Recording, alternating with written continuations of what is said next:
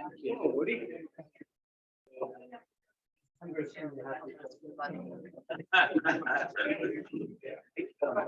Yeah.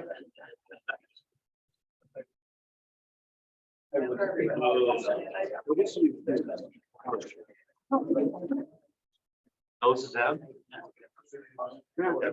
I thought it was gonna be brown. I saw one.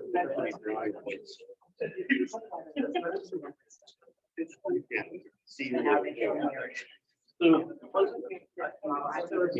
doing, what? Good evening, sir.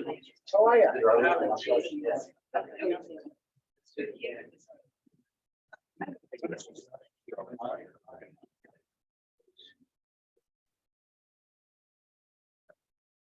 Leave the people alone. Well, I want it, but I got a guy out back with the.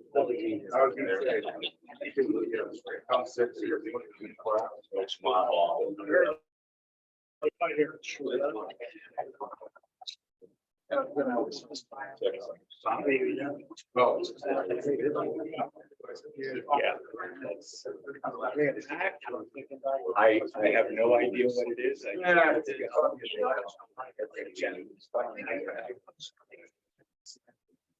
What do you need with those? You don't need it. Well, that's.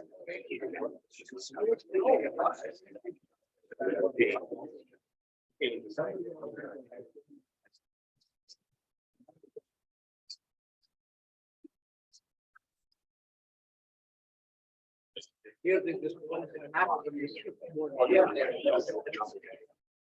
I had heard that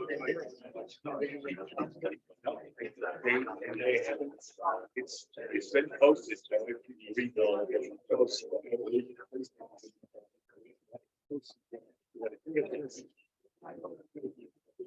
Point of order, it dawned on me.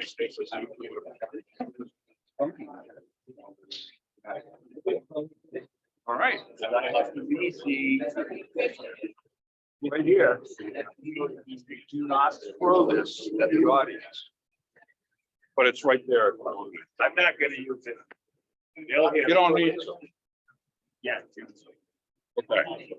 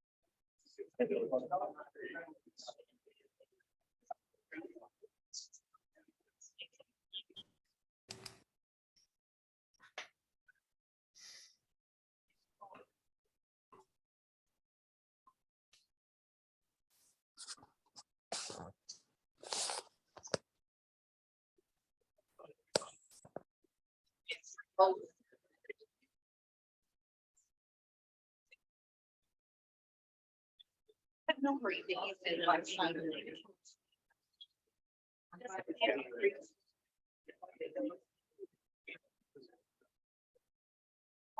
No, you got it. They're not gonna talk about that at all. Oh, you do?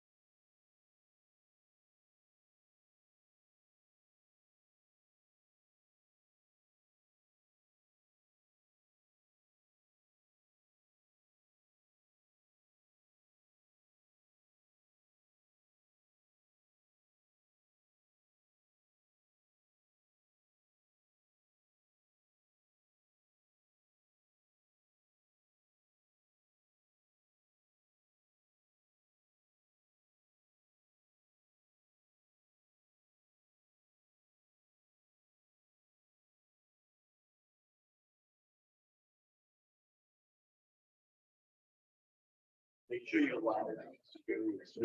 Yes.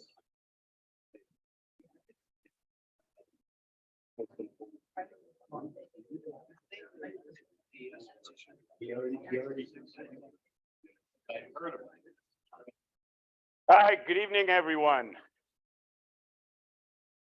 We're going to call the public hearing to order.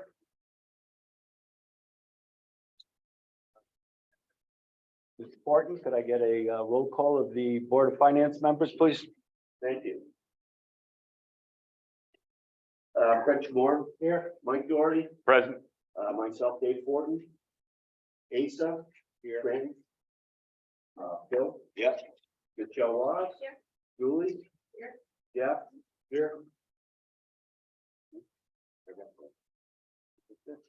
All set? Okay, thank you. All right, next order of business is to read the call.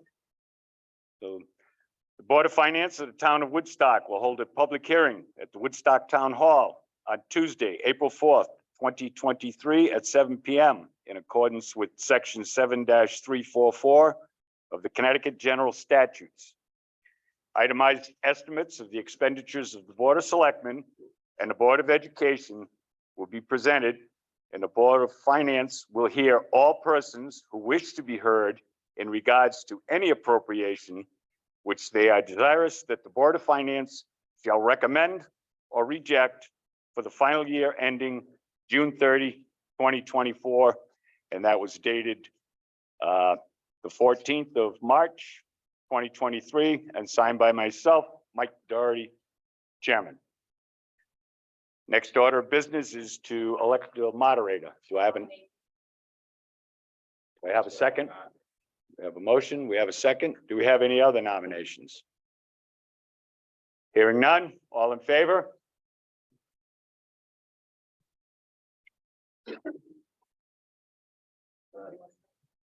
I'm good. All yours. Thank you. Thank you. Hi, good evening, everyone. I'm Judy Wahlberg. Is this picking it up? Down below. No, the silver thing was. You're almost there. You got this. Good evening. No. Good evening. There you go. Good evening, everyone. I'm Judy Wahlberg, and we couldn't find our regular moderators tonight, so that's they're hiding. Yeah, so that's why I'm here. You can see on the agenda, the order of business, the Board of Selectmen will be presenting their budget. I'll ask you to hold all your questions or comments until that presentation is done, where I'll take the podium again, and I will field any questions you have or comments and direct them to who they need to go to. You need to direct your questions or comments through me, and we'll make sure we get them answered, and we'll follow along. I'll make two reminders. This is the public hearing to hear the initial proposals of the general government and the Board of Education budget. April 11th, next week, the Board of Finance will be meeting to finalize a budget that will be going to the annual town meeting. So tonight, it's just for the Board of Finance to hear your comments, your questions, your concerns. And thank you. And I'll ask Jay Swan, our first selectman, to come up. Thank you.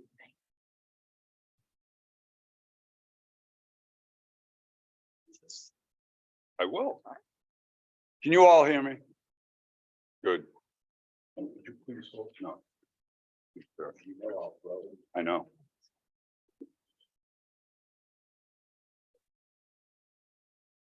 I want to thank you all for coming tonight.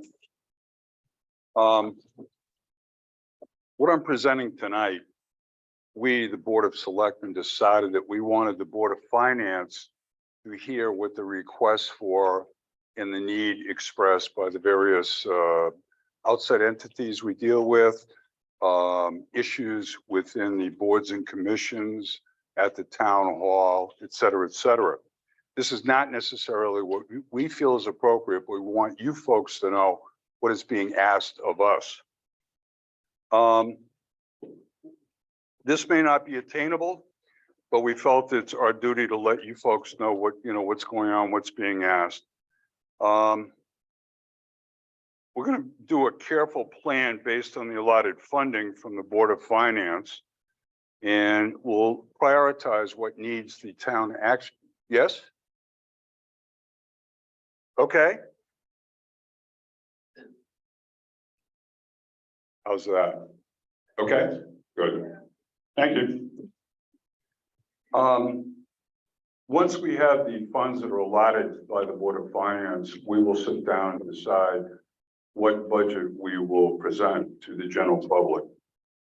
The budget I'm going to talk about tonight represents approximately a 14% overall increase from last year's, including debt service.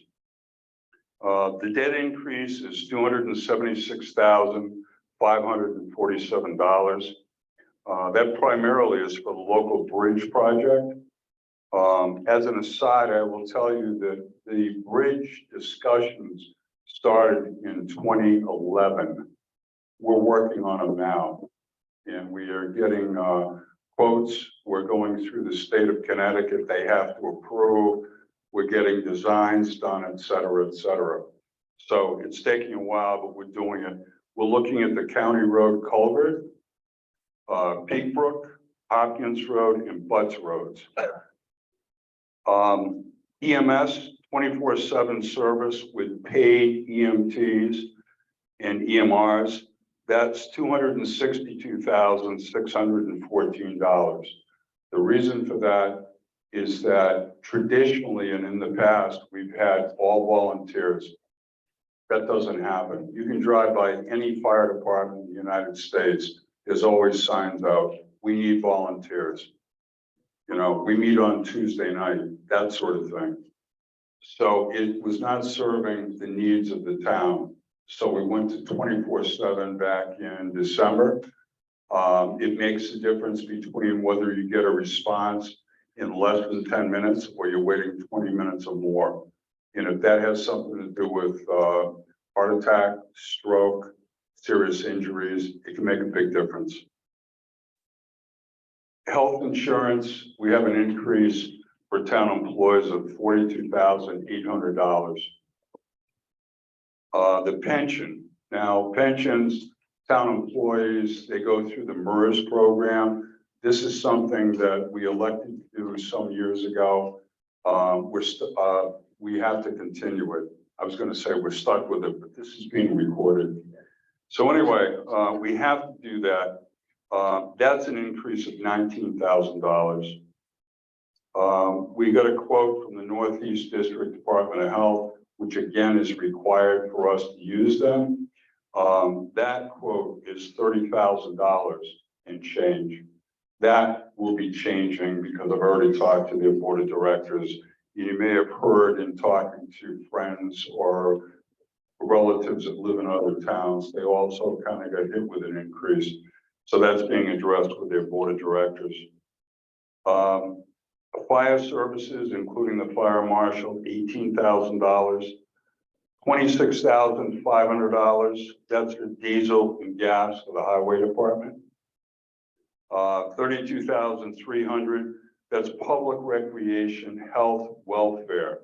That includes Teague, all of our libraries, United Services, elderly nutrition, and other public services that we contract out for. $90,999.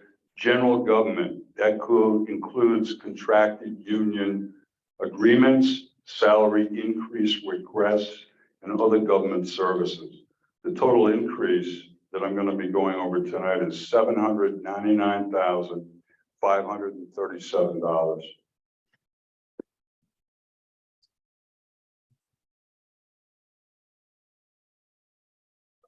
Are you usurping me here? God. Okay. This is 34.6%.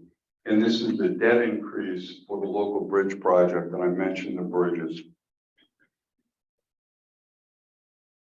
This is the 24/7 service with paid EMS and EMRs. and that's 32%. This is general government, and that includes increases in health care for staff, and also increase in salaries based on contracts. This is health, public recreation, health and welfare, again, as I mentioned, teeth, libraries, United Services, elderly nutrition, that's 4%.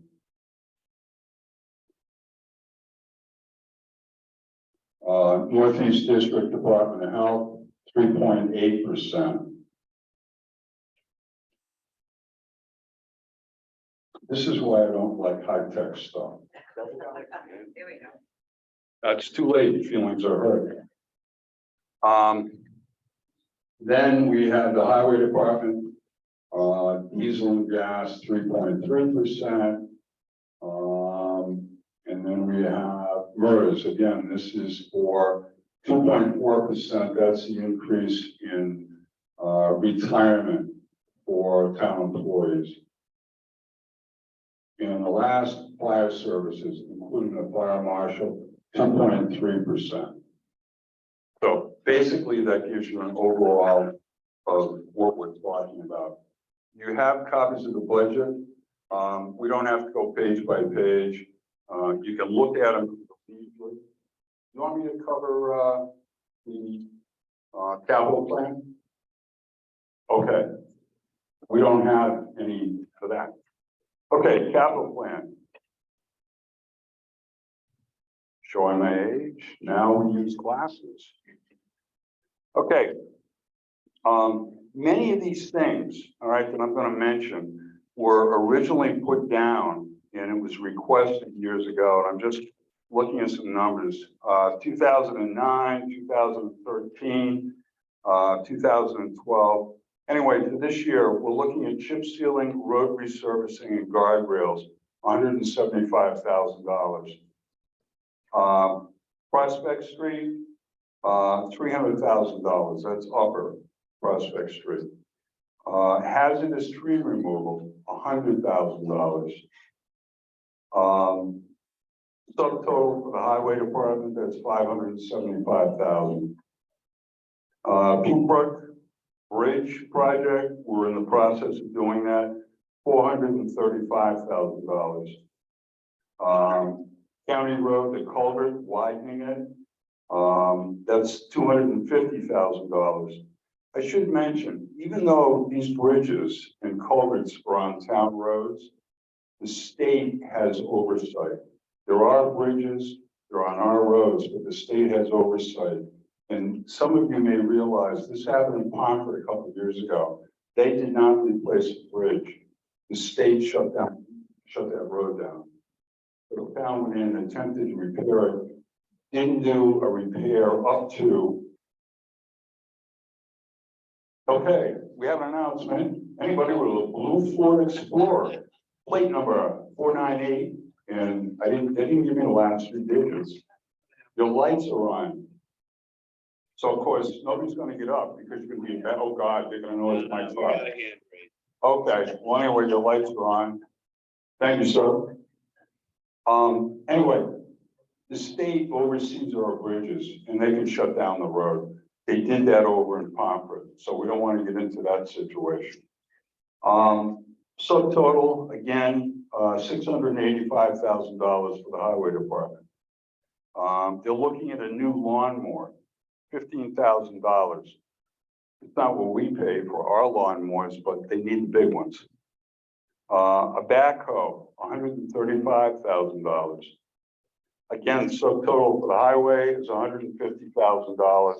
The total on this page is $1,410,000. Fuel depot, a fuel tank and pump maintenance, $500.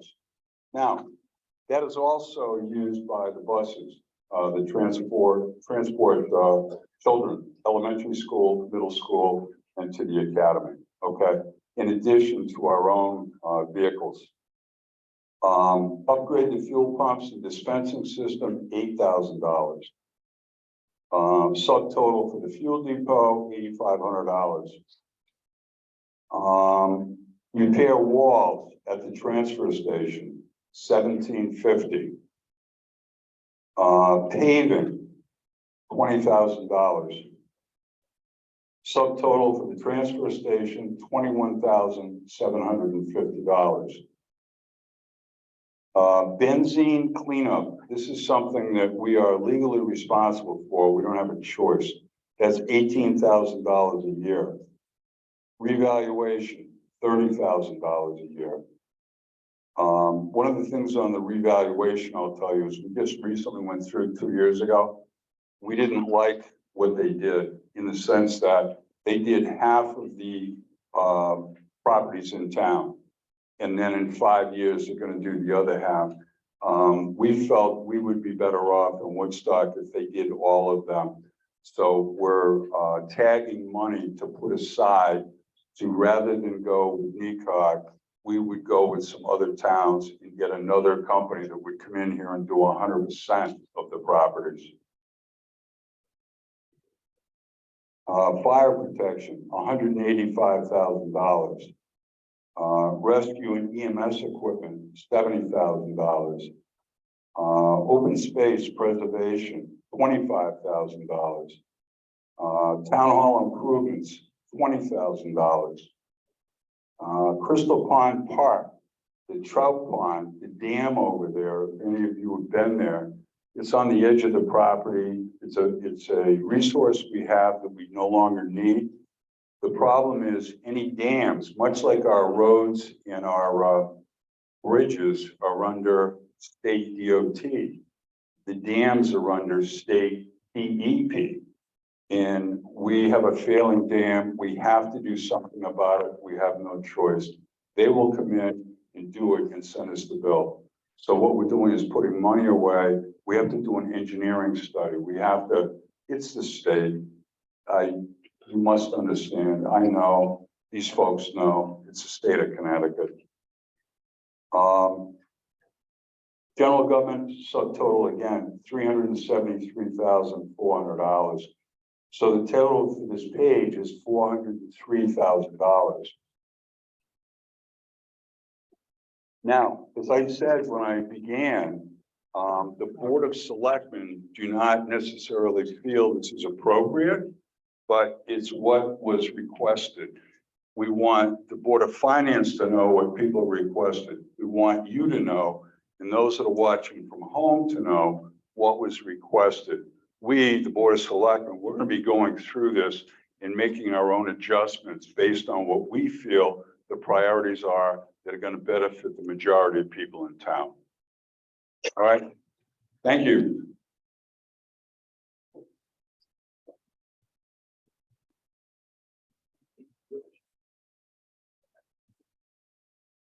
All right, thank you. Thank you very much, Jay. Thank you, Jay.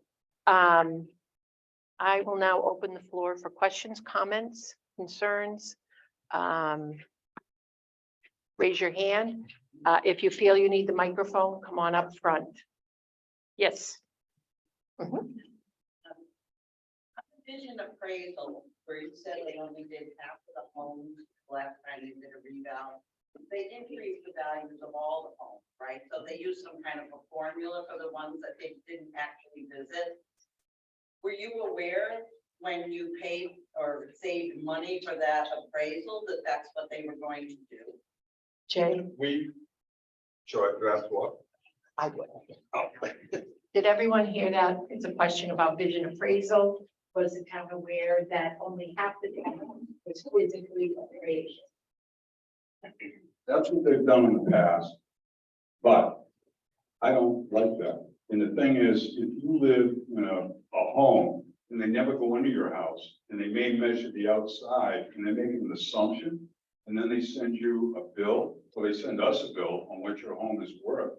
They never looked inside. You may have not done anything for the last 10 years. By the same token, you may have put in a new playroom you completely give your kitchen over. I just thought this was kind of unfair. I'd rather get a company and actually go into everybody's home. So we have a more honest, clearer picture of what we have. Thank you. Thank you for that question. Another question, comment? Concerning the general government budget? Hold on, Glenn. Just a quick comment. Thank you for presenting what we need and what your various departments were asking for, so that everyone has an understanding of those needs. And we understand that you're going to make some adjustments, but, you know, thank you for going through that process. You're welcome. Thank you. Get that guy's name a compliment. This gentleman over here. Can you ask questions about line items? Yes, sir. Yes. On the town of Woodstock budget, page 24, federal government budget for the highway department. I was wondering why the telephone budget is $8,000. That's $667 a month. I noticed on the other page it says because of telephone for highway internet, cable, cell phone reimbursement. That be explained. Okay, the question was, questioning the line item for phone service for the highway department. Under the Teamsters contract, all of our Teamsters members get reimbursed for the use of their personal cell phones while on the job. So that increases annually based on their contracts. Our highway foreman also is provided with a cell phone besides their regular telephone. So there's a charge for that. That's about $1,200 a year through Verizon. We also have an answering service that goes under there. So that's probably approximately, it could be anywhere from $50 to $80 a month. It's not a set fee. It's based on the number of calls. Internet does go under there because we have to have internet services in order to do a lot of our computer work. So unfortunately, those have increased. And that is the cost that's estimated based on this current year, plus the increases with the contractual services. A lot of our utilities, they don't go by our fiscal year and they can raise, you know, the rates. I can't not let them and say, hey, we're not going to pay that. So we're kind of at the will when it comes to certain services, such as like a Verizon phone bill or charter internet or things like that. Thank you. Hi, yes. Judy, I'm just wondering on page 18 in the budget, if there's a $20,000 increase under open space, are we looking to purchase something or? It's a question on the 20,000 increase in open space. Okay. So open space is actually a statutory type of fund that we can have. So what they basically do is the commission has several projects over the next several years that they would like to purchase. And we try to budget a little bit each year for them. And then when the budget passes, we put it into their special fund. So when the time comes for them to purchase a development right, they have the means. So each year they ask for a specific amount, but doesn't necessarily mean that the Board of Selectmen will give them the amount that they ask. So a lot of these, just want to explain this because I'm the one that puts this together and I have the requests that come in. A lot of these are requests. And again, as Jay pointed out, it doesn't mean everybody's going to get what they requested. It's just what each organization or board or commission has asked for. And then once we have more guidance on funding, the board will go back and review all the requests and make their adjustments. Hi, yes. This is just a question on presentation. Do you have a roll-up by department, summary roll-up, such that we can look through the 20-something departments, the last year's budget, this year's? It's all up there. Yeah, it's in there. Okay, Christie. All right, we must have run out of that. Okay, yeah, unfortunately, if you want to, it's on our website, or if you email me, I can send you one. Yeah. Yeah, I mean, you're more than welcome to use mine right now. if you'd like to, as we go along, because I mean, I don't even need to look at these. Yeah, if anyone didn't get, Karen, hold that up, please. Yeah, so, yeah, on the back table, I can see mostly everything we handed out is gone. So let me just put it back in order for you. I got it there. Oh, you Well, got I have the whole text. I think the only thing I'm missing is the roll up by department. No, I've got the. it? Okay, and that is the roll of dice. Roll up. I don't know what that. I don't know what you By got. department, that. It's right here, like this is board. Right. Okay, and do we have a presentation so we can see Board of Selectmen, assessment? We aggregate, so they didn't make a slideshow of every single line item. No, I'm saying aggregated by department, so we can see what was last year's total town budget, what would. At the very, yep, at the very end, everything's total that I did it double sided, so at the very end. We have, so every single department has a budget and it shows the last year that was Yeah. expended, the current budget and the request. Yep. And then if you go to the end, it has the totals, I'm sorry, it doesn't break it down other than right here. So it tells you here's general government budget, so this is what we spent in 2021. This is what we have for a budget for this current year, this is what we're asking. So are you looking So for it something like doesn't- we do? Yeah, we Do don't it by department, so. No. Every department has a total at the end of the page. Yeah, I know. It would be a useful presentation to be able to look through and say, okay, I see what the selectmen, I see what, each of the departments are last year. It tells you right here, though. I know, but I have to break it. I have to look at 24 pages instead of one page that summarizes. Sorry. No, well, it's a suggestion that Thank you very much for that. Karen duly noted. We got somebody on the chat. That's interesting. I have a question, actually, going through what you were just talking about, Jay. Does the town of Eastford participate in the repair of the dam? And what Yes. percentage do they? 50. Okay, No, you should explain it to the folks, it's co-owned by the two towns. So The any dam is. expenses, the whole camp, The dam and the. okay. All right, so that was my question. yeah, Thank it's you. only half. So, the cost of repairing the dam at Crystal Pond in Eastford will be shared 50-50 with the town of Eastford. Thank you. Questions, comments? Yes, Quite a few, so I'm gonna ask. we're gonna take just one at a time. One at a, okay, no, that's fine, so just tell me when. Do you want to talk to me? I mean, Go ahead. Go ahead with your first question. so for the first one, on the cell phones and the teachers, did we already agree that we pay? Is that? Yep. Yes, that's something that the town has been doing for a number of years. Yes. Why do you think that I work for a major tech company and they don't pay for my service? Unfortunately, it is what the town and the Teamsters agreed upon in their contract. Was that contract negotiated and how many years of it for?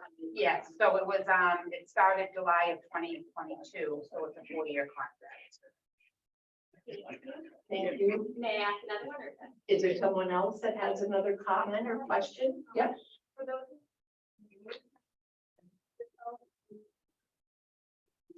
Yes, yes. This is Karen Fitzpatrick, our finance director, and Mr. Swan is our first. Okay. Yes, ma'am, you have another one. The one that. Yes. The bridge project was approved in 2011 and we're just getting to it now. No. Is that because of? It was phased in. Okay. Yeah, if I could explain, we had to do some research 2 years ago. And we had to go back and get minutes from previous board of selectmen. The information I needed was in 2011, and I was reading the information I needed. I turned the page over and they were talking about these bridges on the left. We started working on them last year. So, So have Well, you started we haven't- expending money? for no, this no, already? no, we borrowed money. But there's plans going through, we're dealing with the state of Connecticut, we've got to get, various departments within the state to approve. We're getting permission from abutting landowners, you know, that sort of thing. The bridge, I'm sorry. Start paying back on we borrowed money for the Okay, bridge that- repair. I did that. Okay, I just want to really explain one thing. So on the capital plan, first of all, it's a 5-year plan. That is not money we budgeted. That is a wish list for us. So those bridges that are on the capital plan, there's 4 right now. The project was actually approved in 2018. It went to referendum in January of 2018. Since then, it has taken this many years for the engineering, the permitting with the state. We also are part of a local bridge program, so we have to follow all of their guidelines. It takes more engineering and stuff of that nature. So that is why it is taking 4 years. The bridges were addressed back in 2011 from the state stating that it was time to address getting them repaired. Why it didn't happen back then, I don't know. I really wasn't part of those decisions. But since 2018, we are working on this. Last year, we were under the impression we were going to bid for one of the bridges last fall. So we went and got bonding because the interest rates were very, very low. And if we didn't lock in at, I think it was less than 3%, it would be probably double, if not more. So what we did is we locked in. Now, as bills come in for permitting, extra engineering, we will be paying that from those funds, but the debt is in the new budget because the payments start 1 year after we take out the bond. So yes, in the proposed budget starting in, I believe, August of 23, we will be making the first payments on that bond, and it's a 15-year bond. Does that help? It does. Thank you. I don't have my notes with me, but our bridges, as I mentioned, they go under inspection by the state. 2 of the 4 bridges are rated 4 by the state, and the other 2 are rated fair. As I said earlier, I know that Concord had a problem with their bridge. The state came in and closed the road. So that's what we're dealing with. I'm not questioning the validity of meetings.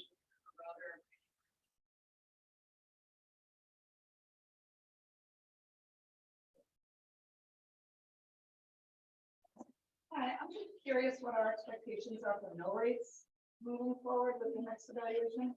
Well, this meeting, as I explained earlier, where they're hearing budgets as presented. Okay, I believe both the Board of Ed and the general government. What you're hearing are budgets as presented okay, by the departments, by the various. so there's nothing for increase. There is nothing. The Board of Finance next Tuesday. Excuse me, Yes, they will. next determine. Tuesday, they will have the numbers. Okay, So that meeting, they'll be talking about an approximate bill rate. thank you. Yep. Cindy? Judy, it's not only a budget related, but do we know if one of our funding on this budget? Yes, that's mandated. Yes. Yes. Last one, there.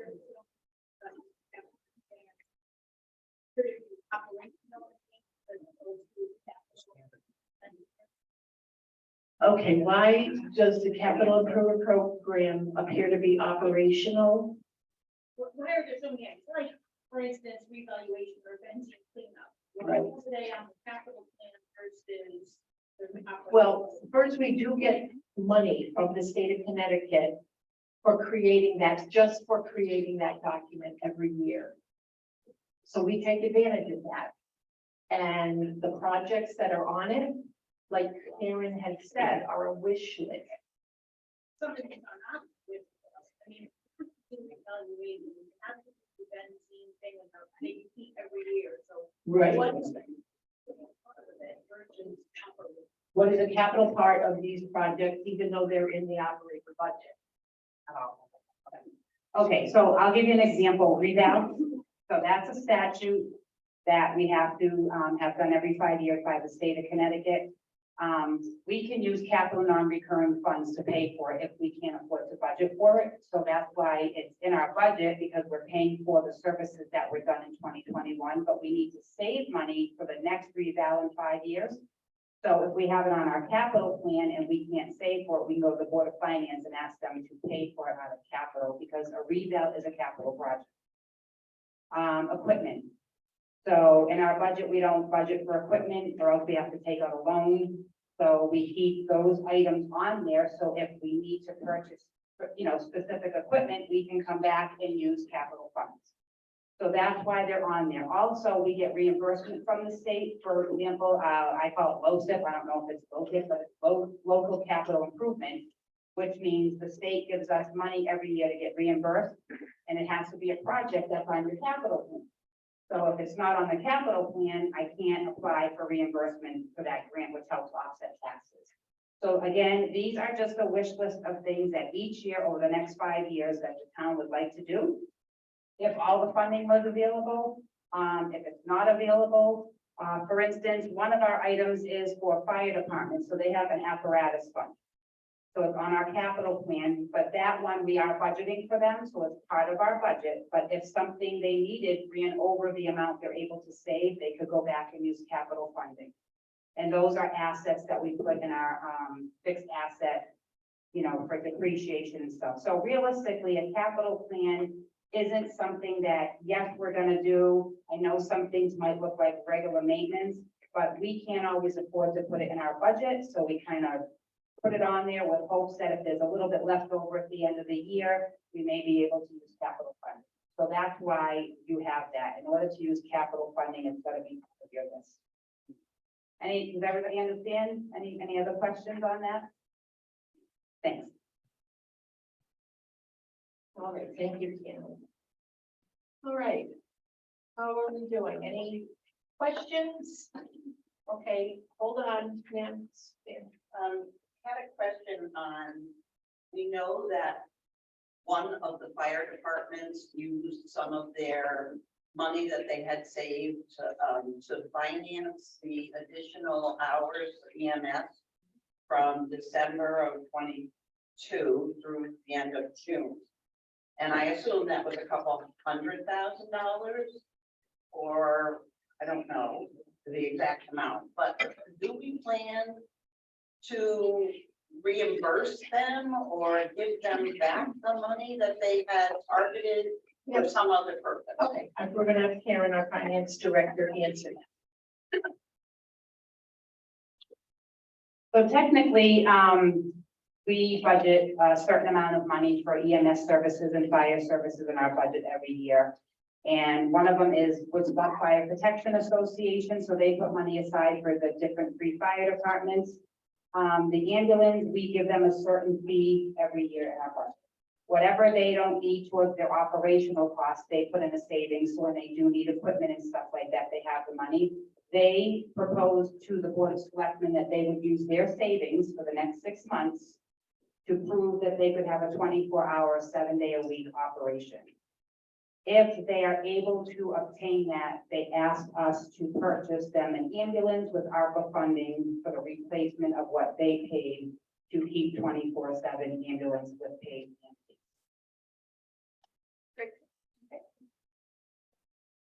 Thank you, Kim. Yes, don't hold on, Suzanne. It's dueling citizens here. Yeah. So it's also on the EMS services. So when looking at the costs for going to a full time, are we taking into account the volume of calls, the case mix and severity that, there might be multiple? And then ultimately, how confident are we that we'll be able to have a response time of 10 minutes? And then over each year, we're going to have to pay for the cost to maintain that service in-house without volunteers. So do we know what salary increases, benefit increases, maintenance of trucks, equipment? I think that the numbers that were presented this year were based on numbers that the selectmen got from the emergency departments. All of what you said That gives us 1 year though, having our own Yes. service. That is So 1 every year, year so we we'll expect we'll be visiting that each year.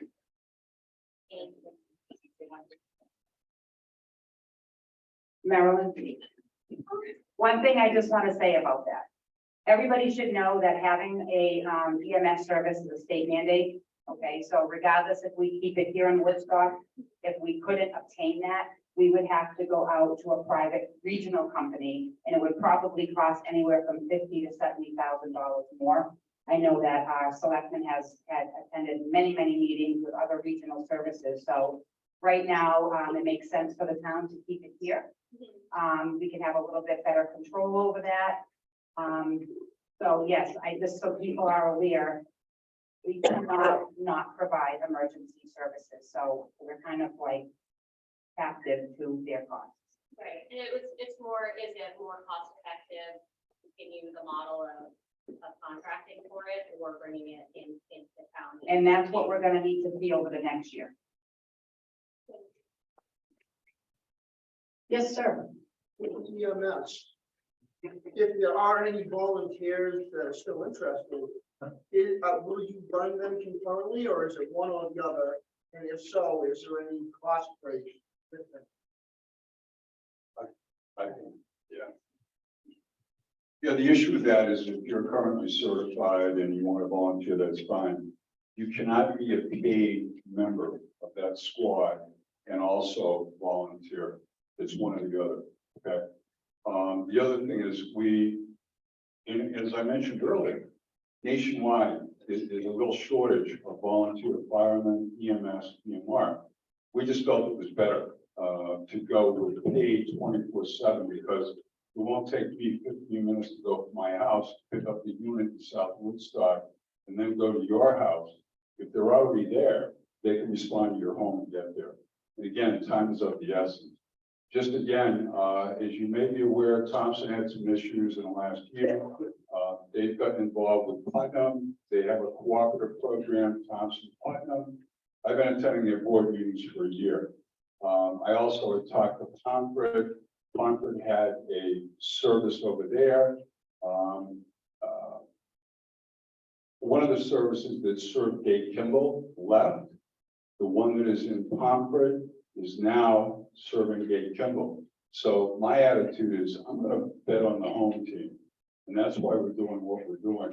The other issue with that is response times to your home for serious issues, stroke, heart attack, and that sort of thing. So rather than waiting for somebody else to show up at your home when time is of the essence, that's why we thought it was best for the town. So, but if you want to volunteer, I would contact the department. And if you're currently certified, as far as certification, what that is you upfront pay for the certification. And if you agree to work for the department, they will reimburse whatever tuition you pay. Would there be an opportunity for volunteers to run concurrently with the paid? Yeah, we do have volunteers that still serve. We also have paid. The issue with the paid and volunteer is you cannot be paid and say, you know what, I'll take the extra shift, I'll volunteer. You can't do that. There's labor laws. But yeah, I would, if you're interested, I would contact the department. And if you are currently certified and you want to volunteer, that'd be great. Thank you. Welcome, thank you. All right, very good. Yes, sir. Another question. Page 14.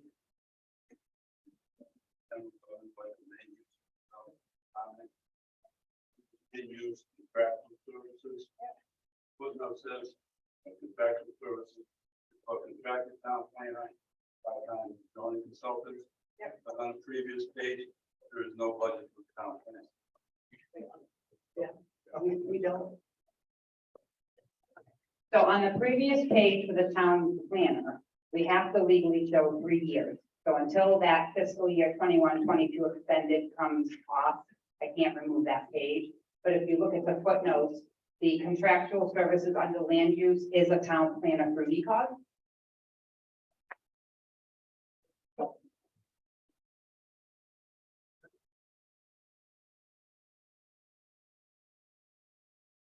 Okay. Over here, yep. Sorry, can I just get a little more explanation on the magazine cleanup? $18,000 a year, that's what that are, we don't think that's what we Yeah, pay. that's been in place since the eighties and, So on the benzene, many years ago, there was an oil leak from the elementary school to the adjacent neighborhood. So a lot of the wells and things were contaminated, and so because of that, the town is responsible, to support that cleanup effort. I believe right now we're down to 4 houses, and I think it's been close to 20 years, if I'm not mistaken. We're down to 4 homes in that neighborhood that are still showing traces of benzene. So therefore, under the Department of Environmental Protection, we are legally obligated to do quarterly test results, water testing.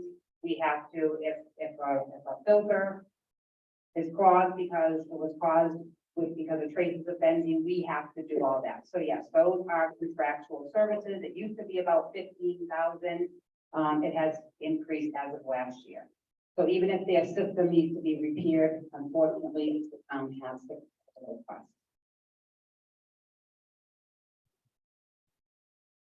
thank you, Karen. And I'm gonna take the new gentleman behind you and then you, Cindy. Yep. Go ahead and stand up, sir. Easier said than done. Oh, okay. Somebody else is. Not to belabor the point, but on the emergency, on EMS. If now, the ones who are volunteering are the ones who are going to be paid, I assume that's largely what's going to happen. Is therefore the sole advantage, quicker response time? That's what we are hoping for. I'm all in favor of that. Yeah, they've been reporting to the selectmen, mainly Jay, and myself, usually at least maybe once a month, if not more, on how they have increased their response time to almost 87% based on where they were about 50% 6 months ago. Because of having paid. Because of having paid EMT. So the money that we're providing is for salary and benefits, because they also bill for other service, their services where they can use that towards maintaining their buildings and their other expenses.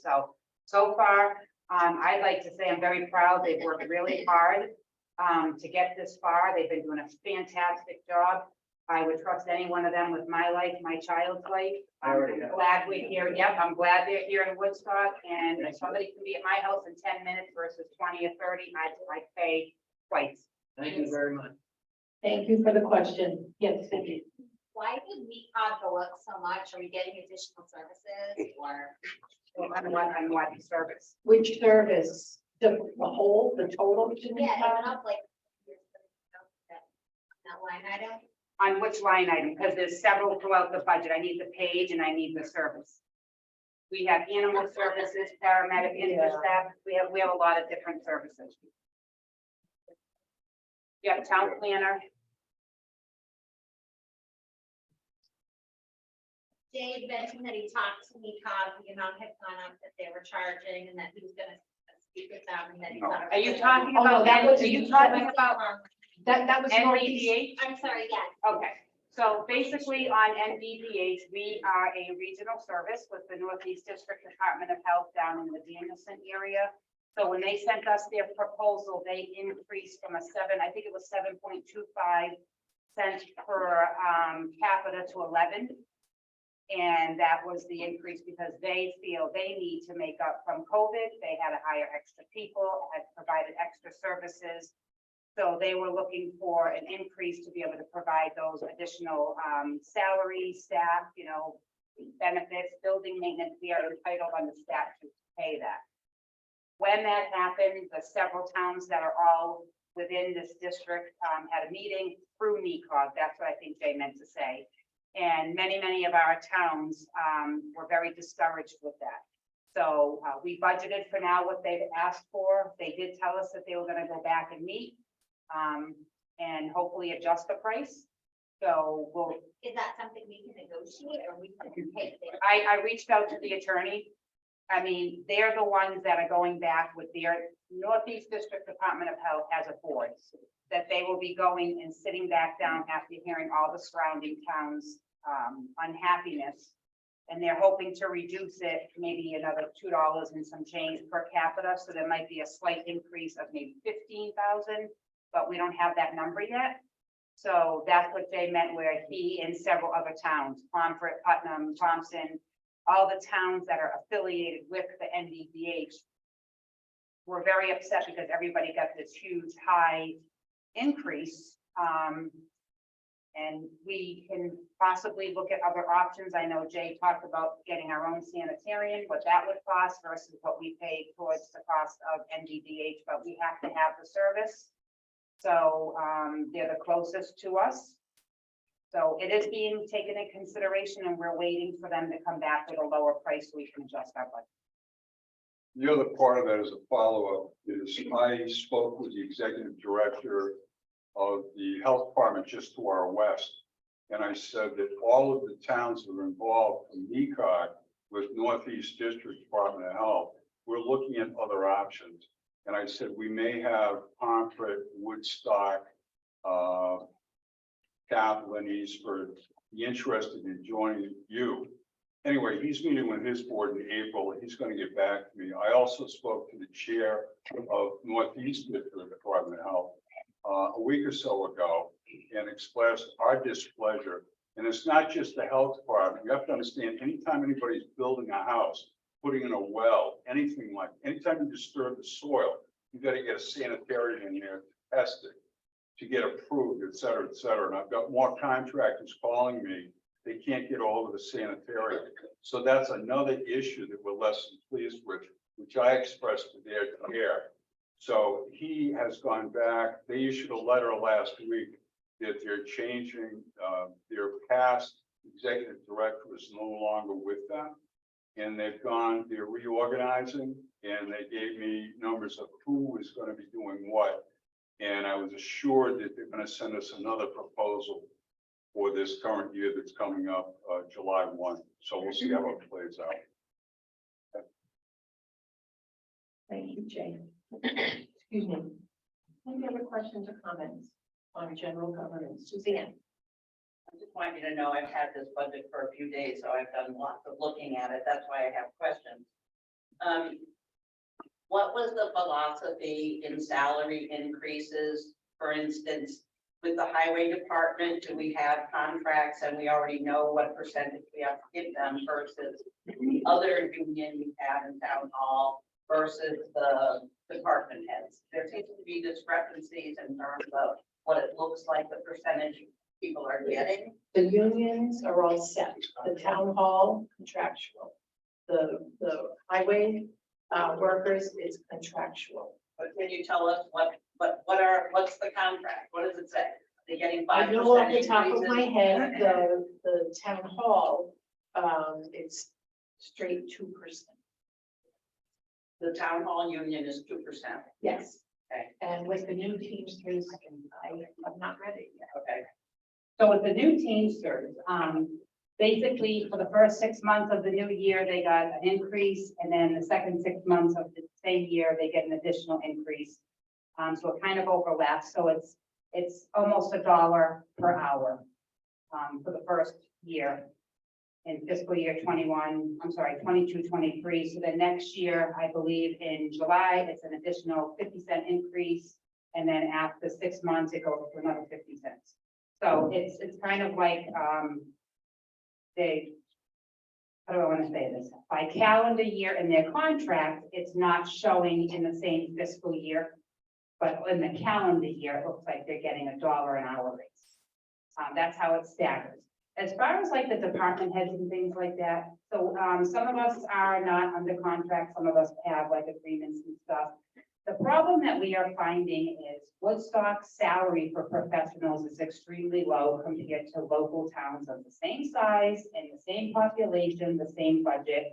Many of us are working extra hours, more than what our salaries are. So I think a lot of us department heads would like to be paid a fair salary that's based on what other towns are providing for these services. I mean, you have people who are elected and you have people who are certified and hired, but at the end of the day, it takes special skills to do a lot of these jobs. And when you do salary comparisons, which we have done, Woodstock is between 20 and 25% lower than most towns in our size, our budget, population. So I think we feel that unfortunately, you know, we have to ask and feel that we're worth what we're asking for, and then that's up to the selectmen to decide if they think that we're worth it. I mean, really, I mean, that's what it comes down to. There is no, but sometimes what happens is, I'll give an example, you know, not everybody's going to school to be a building official. Okay, but it takes a lot of time to become a certified, and we have to by statute appoint a building official for the town. If we don't pay him appropriately, based on, we go on to the Department of Administrative Services, we look at other towns, and hypothetically, we lose him, we're not gonna have a building official, because you can't find one. You can't find a tax collector who's certified with 15, 16 years of experience and expect to pay them $60,000 when other towns are paying them $80,000. So I think we're just trying to look at our salaries and say, you know, we are the people who are doing the jobs. We are the people who are doing the work for the town. We're certified, we're specialized, we know our job, and we have to keep up the certification. And I think, I'll speak for myself, I think we're worth it. I just wonder if the gap between the assistant, for instance, you look in here, you see some of your assistants aren't getting. They are. What happened is last year, in this current year, there was 53 pay periods. In the new year, there's only 52. So it looks like everybody's short, but it's not. They're getting exactly the amount that they negotiated. These people that are in the union, they do their negotiations. I think it's up to them to say, hey, if they're not making what they feel they should advocate for themselves, but they all seem to disagree. Oh, 2% great. So that's what it is, Suzanne. It's people who are doing the negotiations, but I will say that to people. I know that some of it looks a little less, but in the current budget, it looks like everybody has an extra week's pay, which the hourly people do. And in the new budget, there's only 52 Fridays, so it looks like they're taking a hit, but they're not. They're getting the salary, hourly rate, whatever that they were. Well, they still sort of have an increase. Yes, they do. Yes, Dan. All right, so I apologize if this is something that's supposed to be for next week, and stop me once I start if it is. So as far as all of us here tonight, I think we're all concerned about the budget and, you know, paying more money because everybody's already struggling with the economy. But there are things in town that I feel like we could make some money on, for instance, like the Woodstock Fair. Like, why are we not charging an extra $2 on Saturday night or something like that for our budget? I'm sorry, this is next week or whatever, it actually is this time, but it's stuff like that, the new gas station going in the valley. Have we not thought about the income from that revenue? Hey, can I answer that? Yeah, but I mean, we are getting from. I suppose. Yes, please. Okay. My hearing aids, I thought it was coming from that. So, just at our last board finance meeting, we decided to form an ad hoc committee. That's a joint committee of the selected, the Board of Education and the Board of Finance. And the point of that committee is to look at all of those things, all of the revenue generating opportunities, tax freezes for seniors, all the things that knit together in the budget. We're going to be doing that work over the summer, and hopefully we'll have a report in fall. All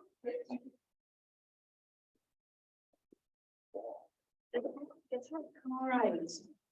Okay, we're gonna take your question and then I think we're gonna wrap up this portion because we still have to hear from Victor. Yes, sir. I see in the budget that there's $1,200, massive amount for the economic development. And when people around the room are asking, and everyone has the anxiety, what's happening to the mill rate? And we all believe that businesses and bringing in businesses could help defer those costs over the populace. Without the encumbrance of 46 anymore, does that truly hold? That's my understanding, I should say. Does that hold that we find in bringing more business, say, where the what the betting place is, if there's less occupancy there. One group said if we got a dispensary, was the example, not mine. That would help raise revenue and then defer the cost, and help carry costs, and help suppress the need to increase mill rates. So at $1,200, what can we do to look? Right, so the Economic Development Commission is a volunteer commission. Yeah. They meet monthly at the town hall. They sometimes meet Zoom. I'm not sure if they in the town hall in person. We have a member, we have several members. And they do look at what type of community we have, which is a farming community. And I know they try to work on advocating for what's here. Without the specialized infrastructure that we do not have and probably won't have for a long time. I think they try to focus on the what's concrete here and now. Helping the creamery and the farm to table and the tree farms and the apple orchards and the other, there's Line Master Switch and Rogers, thank you. Who are pretty well entrenched in what they do. And as far as our business park, there we have the mattress company.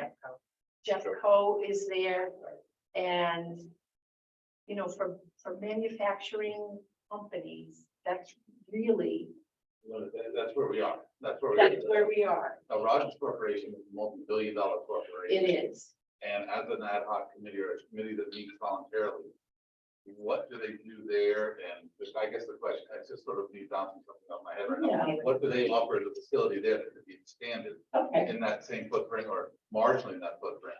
And I- bring them?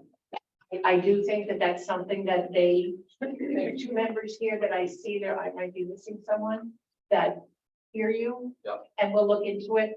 And the committee, the ad hoc committee that Michelle Laws spoke of, will definitely be looking into what exists here now and how can the town benefit on that. Christine. I think I received an email saying that there were openings on economic development. There you go. Is They're it looking for volunteers to That one right there. This is commissions and committees and town. And that was one of them, so. Stop by, stop by the town hall. There's a questionnaire to fill out and leave with the selectmen. And it's also on the website. Okay, Jessica. I actually have a totally different question. I've been notified by a few people that they are trying to get into Zoom and can't, they're on hold. So just sharing that. Thank you for that. Suzanne? My last question. I noticed on the transfer station that there's a decrease in salaries. Why is there a decrease? And is there any chance that we could, I know we increased the permit fees this year, but could we go to the point where we think we break even instead of having a, I don't know, $50,000? I believe that's what the selectmen are thinking of, along with John Navarro. They have been discussing making it a straight user fee. Not even have the households in town use the transfer station. I sell the permits and we aren't even at half. So the selectmen will be working on that. They already have been discussing it, looking at numbers with Karen Fitzpatrick, our finance director, to see what might be more feasible to make it a straight user fee if you're going to use the transfer station. Does that? And why is the labor costs going down? Did they lose an employee? Well, actually, we did, but we replaced it. Basically, the labor went down for the part-time filling staff because John used the budget for 2. Now he's only budgeting for 1.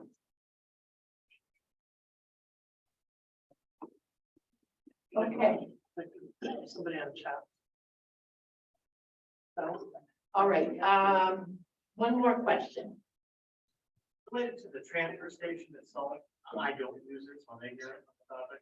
But is there like any type of bag fee? No, the fee for if you're under 65 years old is 200 for the year with additional fees for additional bulky items, pouches, and, yeah, and, if you've got loads of bulky waste, that is, a fee that's based on the size of the boat. We've looked into bags, we've looked into scales, Hauling our own. the town has over the years looked into a number of different things and, you know, and right now it's looking more to go to a straight user fee for it, just because there's so few households that use it. How does the user fee differ from the annual fee? The fees that we collect don't cover the entire operation of the transfer station. Of course, tipping fees have gone up, restrictive policy from DEEP on the different things we collect. Hauling fees, all those bins you see, there's a fee to pick it up and a fee to put one in, and it's weighed by the ton. Oil, all that stuff. Yeah, we do not make money on recycling. There was a time we did. We do not. Up where the original dump was up on top of the hill, you've got a solar farm up there. How does that benefit the transfer station of the town? Okay, we're getting a little off track, but that power is used to defray the electricity for municipal use. Transfer station, the school has their own, has an array of solar panels, the town hall, highway garage. Yep, yes, way in the back, the woman. Yes, So just to elaborate on the question about the, so it's farmers around fees. yep, So instead of paying the 200. 200. It will probably go up. you still What get they'll, very- you still get a sticker, but I think what one thought is you look at the total cost to operate for the fiscal year and figure out what is paid for by the users. Some has to be paid for through the town, but figure out what each user will have to pay to make it run. So, What? so would it just be zero every time you Oh, go no. out? We pay, depending on- No, no. It might be 250, it might be 300. Right, that's a user fee, I think, so 1 year. User fee. There's other things. Right, yes. Boy, that transfer station really.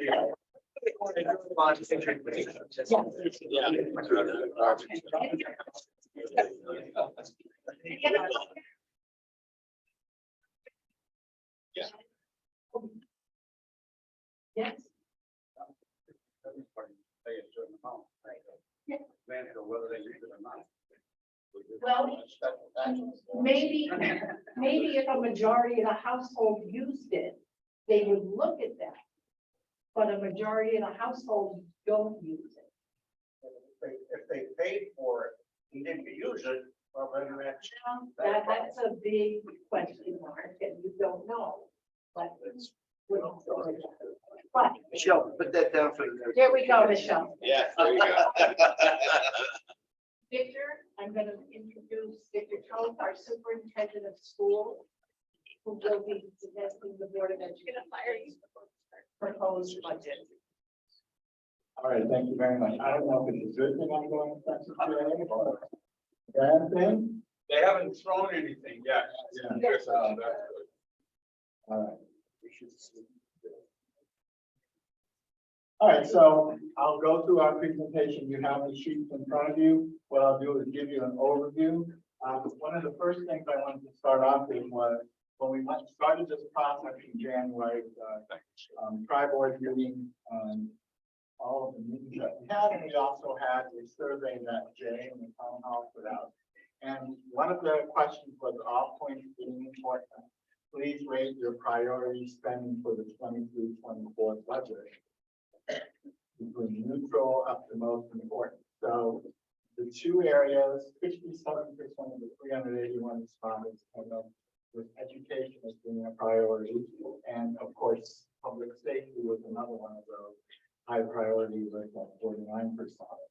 And then the other question was, in the 23-24 budget, what is your preference for funding the following areas between increasing spending and reducing spending? And again, out of the 381 survey responses, 72% of the town respondents said that education was an important area, and 52% said fire and ambulance.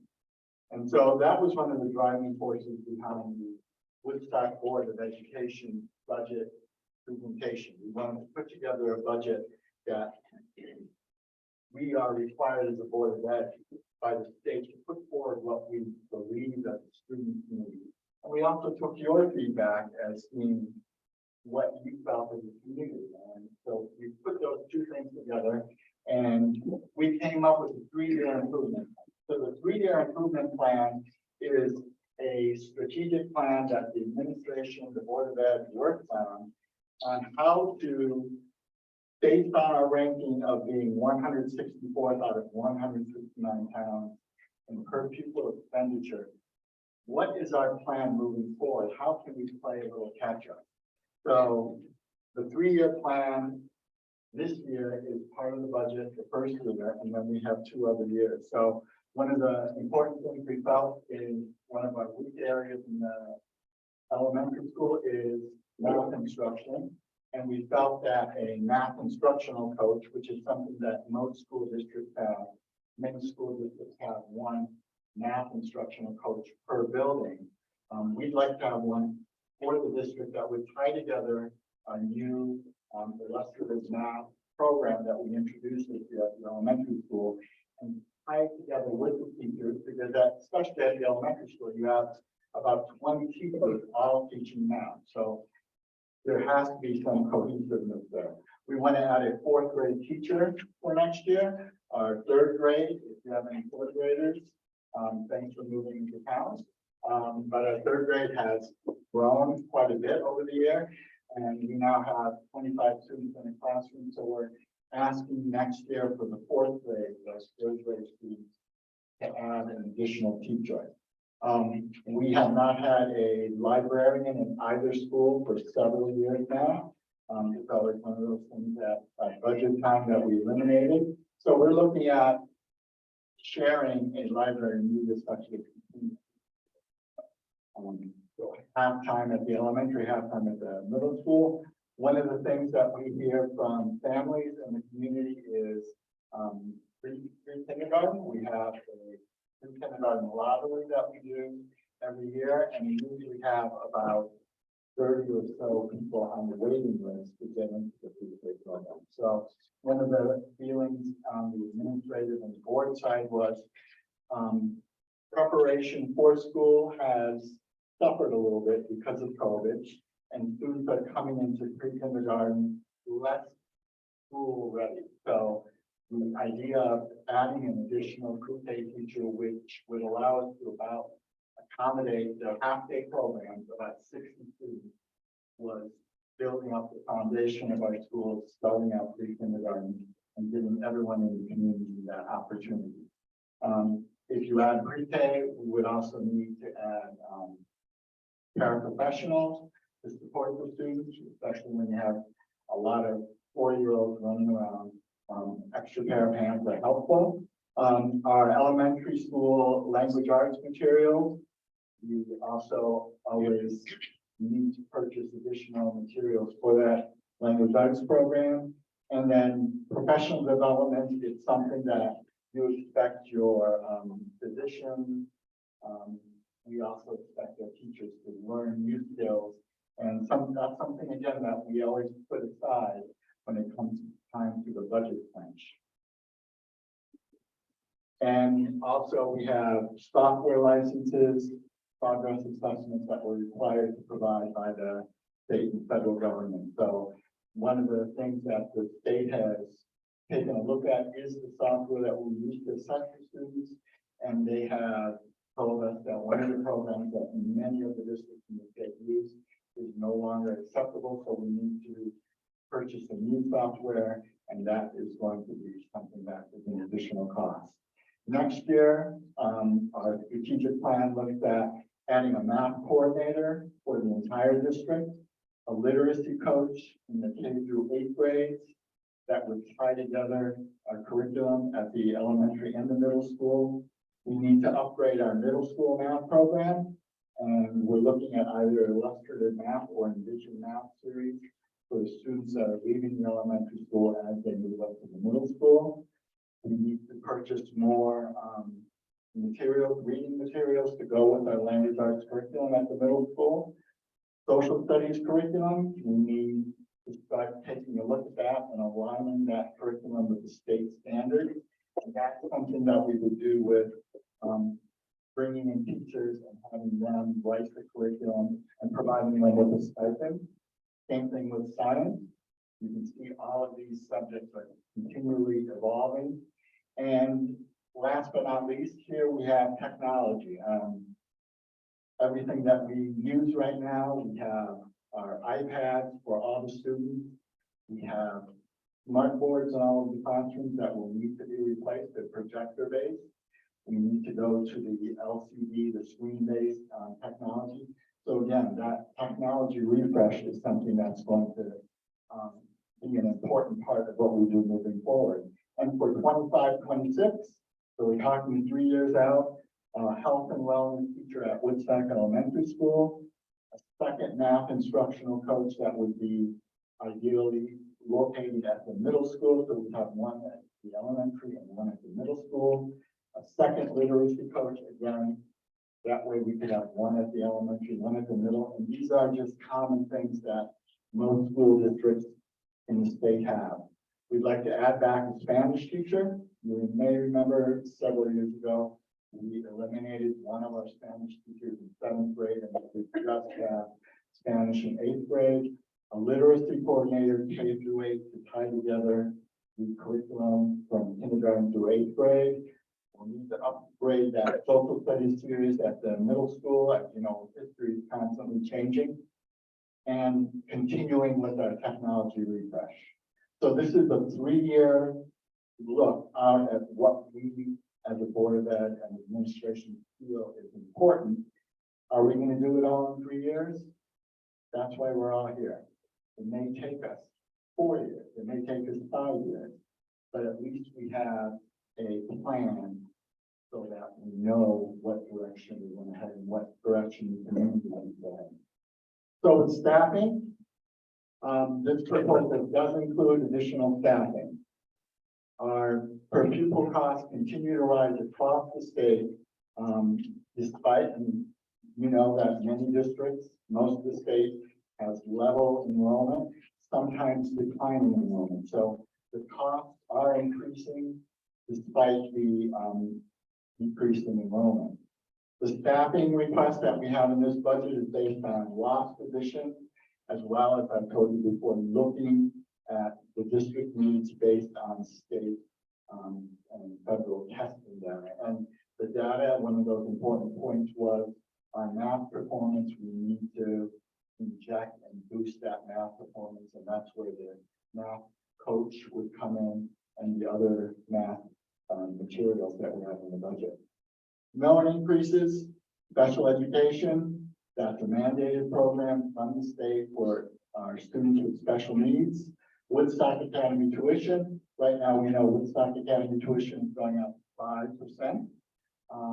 So that again is built into our budget. Remember, we as the K through 8 are responsible for all of our students K through 12. So that increase is absorbed within the K through 8 budget. Contractual obligation, negotiating with the teachers unions, the paraprofessionals, the custodial unions, and our education recovery plan staff that I talked about in those 3 years.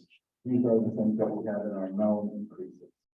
So our increase for tuition is $633,000. So that tuition is what we pay to send our high school students to different facilities.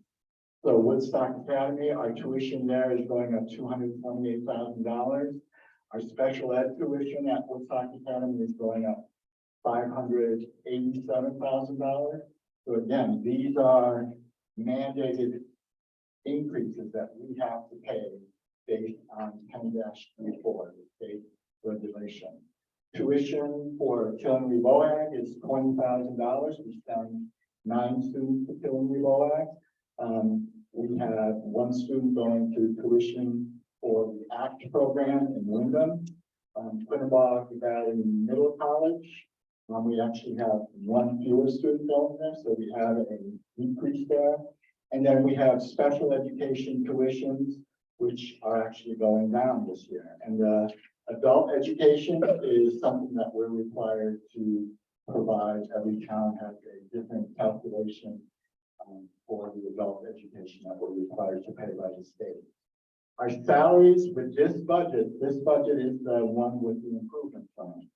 So we're looking at certified staff salaries, professional salaries, custodial salaries, administrative salaries, and office staff salaries. So that increase there with the new position is $1 million. So personnel, our teacher contractual increase, which was negotiated with the teachers last year, that increase of around 3% is $157,000. The new positions, so remember, this is part of our recovery plan.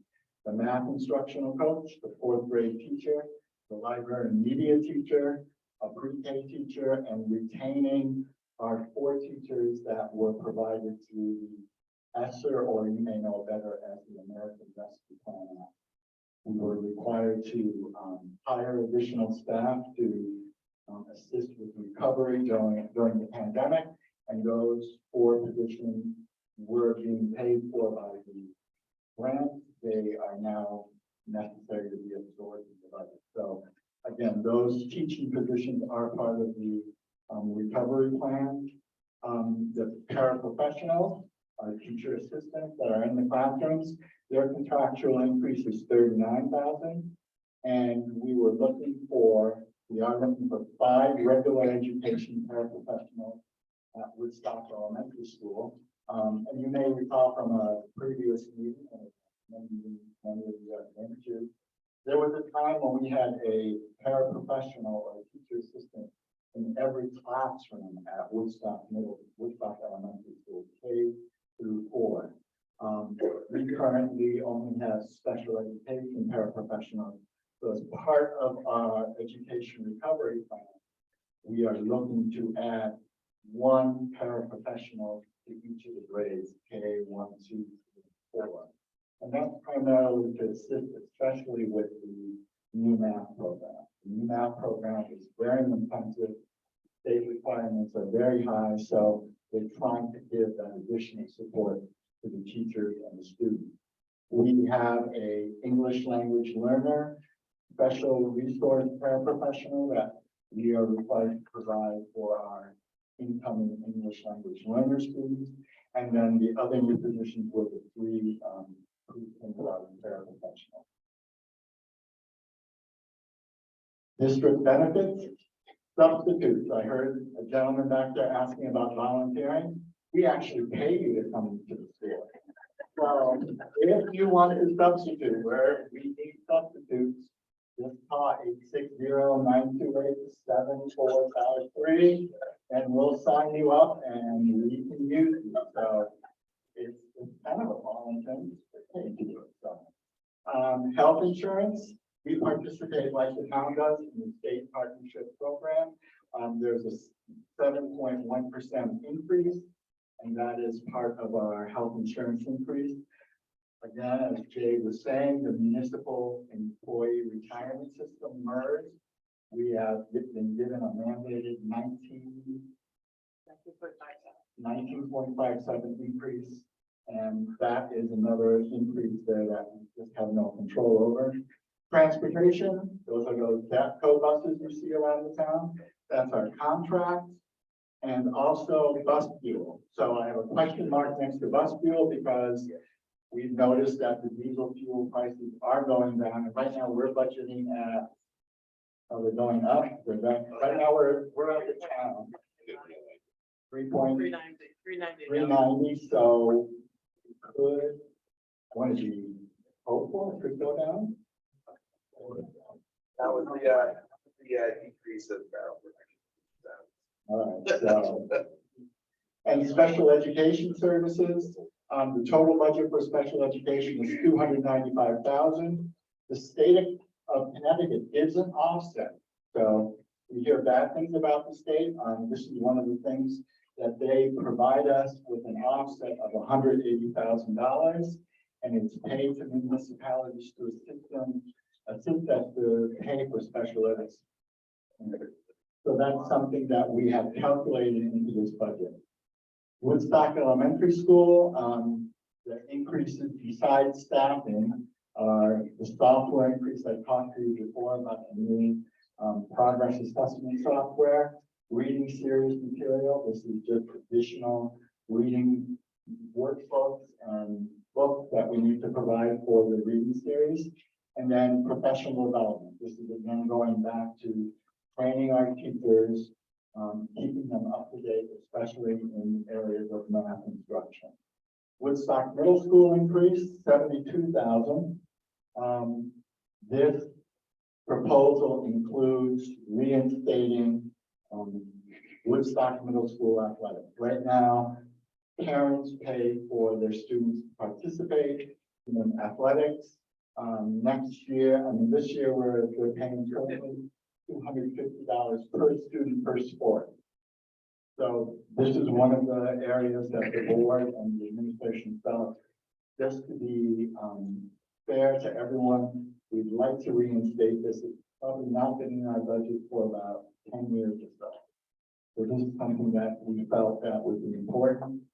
District-wide support, technology services, we use Savage Systems to maintain our 500 or so iPads, all of our smart boards, all of the teacher laptops, all of the administrative computers. Savage kept their prices at one rate for 7 years. And now they have asked to increase it as they have grown with our technology needs. Audit services, that's something we share with the town. So that is going at estimated 25,000. Maintenance, heating oil, I have the question mark.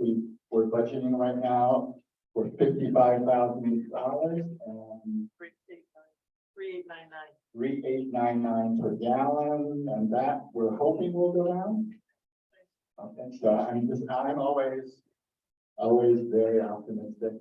Woodstock Elementary School tunnel encapsulation. Woodstock Elementary School, you may have heard this before, was built in 1950. It was built on wetlands, and the tunnel system underneath the school, which extends the entire perimeter of the school, does have water that drains into it. That moisture is starting to eat away at the structure itself, at the rebar, at the piping, at many of the things down there. And we're also concerned about air quality in the school. This encapsulation would take the entire, look at it as a crawl space, encapsulate it in very, very thick polyurethane plastic, and then put in commercial grade dehumidifiers that would actually vent all of the moisture out of the building. So this is something that we have in the budget, but we also, as Mr. Borton has recommended, put it into our 5-year capital. So this is one of those items that could be put into the capital non-recurring part of the budget and not be in the education budget. So this proposed budget of $22,771,000 represents an overall 13.09% increase. So again, this is what our administration, our board wanted to put in place, let the community know what our needs are as we move forward. And, you know, we do have some things that we need to restore. We need to restore for our students. And this is a great start with this initial proposal. So the budget amounts broken down by parts of the budget, the high school tuition. So this is for 9 through 12 students, which we essentially have no control over, is $7,740,000, or 35% of our budget. Outplaced tuition is 1.2 million, and those are special needs students that are outplaced. And I think those also include what other facilities are there? On PLC, every school. All right, so there, yeah, so there are EastCon, the Learning Clinic, there are a variety of facilities out there that provide services for special needs students. Of those 11 students, 3 of those are elementary students, the others are then high school age students. Transportation, 6% of the budget goes towards transportation, 1.4 million. Staffing is 35%, so that's essentially where a human controlled industry, and education is that relationship between the teachers and the students. So that's 35% of our budget at $7.6 million. Benefits, health insurance, and the lights is 2.2 million. Utilities, all of what we pay for to run the school, 407,000, and then all others, the things that we just talked about a little bit that we can control, is only 6% of the budget. So that gives you an overall holistic view of what the K-12 budget looks like. We have great organizations helping us. The Woodstock Education Foundation provides us about $30,000 a year in special programming at both schools. Teachers write grants for a variety of special instructional opportunities, field trips, and things of that sort. So they give us $30,000. The PTO again provides tens of thousands of dollars for our programming at both schools, and those individuals work so hard in raising money, and you may have been to our last basket bash. Those are the types of events that they do, and we're very fortunate to have these two organizations because they give us an infusion of quite a few things that we otherwise may not have been able to provide. So a number of factors are unknown, so I want to be transparent. Our state funding could be cut 113,000. I talked to Mr. Doherty about this earlier, but there's also a proposal at the state to increase our educational cost sharing by 64,000. So there you have a huge shift of, potentially $200,000. Contracting out certain departments, we contract for different services, and whether it's physical therapy, occupational therapy, cafeteria services, there's a variety of services that we may be able to contract with, especially which is our regional educational service center, and we could have savings there. Special education fluctuations, remember those big numbers I showed you? You could have a student or two move out of the district, and your special education costs could lower. But on the other hand, you could have a special needs student move into the district, and it could increase. So sometimes you see big fluctuations from one year to the other in our budget, but those are the types of things that can impact it. Our enrollment could fluctuate. We could have a very small kindergarten coming year. We're planning for 4 teachers. Could that possibly change? We've seen enrollment numbers declining. But then we saw a 3rd grade increase. So adding a teacher to the 4th grade for next year. So again, enrollment fluctuations can impact our budget, and increasing staff and cost questions. So we are expecting or anticipating, I have been told, that there may be quite a few retirements coming down the pipe. Those could impact our budget because we may be able to hire teachers at a younger age that cost less as far as the budget goes. So again, we could experience savings there that right now aren't reflected in the budget because we don't know exactly all of those changes. So I talked really fast. I hope I didn't confuse you, but Janice and I will take questions. Janice Thurlow is our business manager. Would you like to just run through some highlights on the capital plan? Because I know Jay did that and wasn't prepared for that. So some of the highlights in the capital plan include that project for the encapsulation of the elementary school crawl space. And the other things that we have in there is looking at in the future, replacing our gym floors at the elementary school and the middle school. And I'll hand it over to Janice just to give you a few of those. Yeah, the gym floors are new to the budget this year. This floor here is a polyurethane or whatever that we're looking to possibly replace that with a wood floor. This becomes very slippery as it gets older. Maybe some of your family members have been playing a sport and have noticed how they just slide and fouls happen because there's sliding. So that's been a request to do something with that floor. The elementary school has a plasticated, puzzle piece, I call it, floor that because the floor underneath it isn't very good, so like to replace that as well. We have, as Victor mentioned, the encapsulation is in here as well as in our budget. We have in the past put the capital assessment plan, much like you just voted a couple of weeks ago on approving this year's capital assessment. We have also put that in the capital improvement plan because that's what we've done in the past.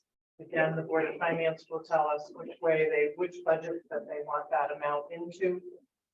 We have the security grant, another section of the security grant has been entered into, and we have to pay. It's a 60-40 split.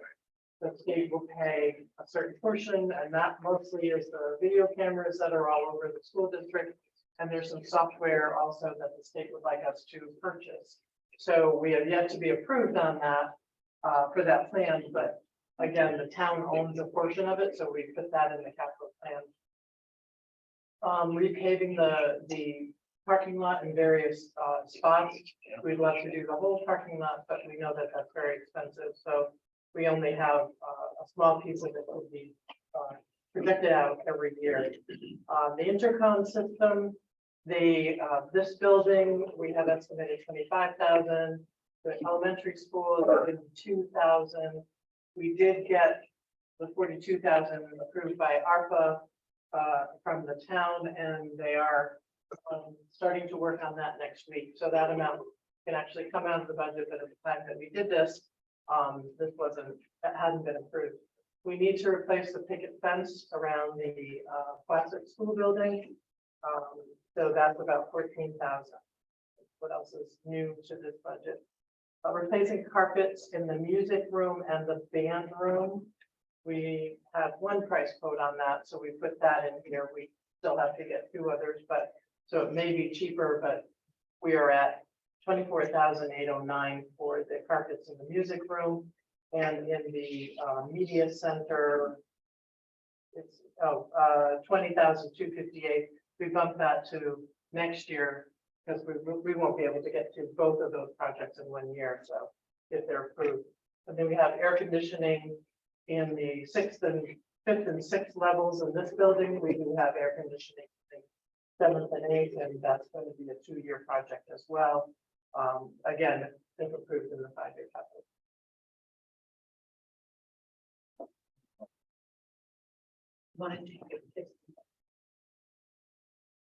So I'll be glad to answer any questions. I'm sure Jay wants to answer more questions. No, I don't.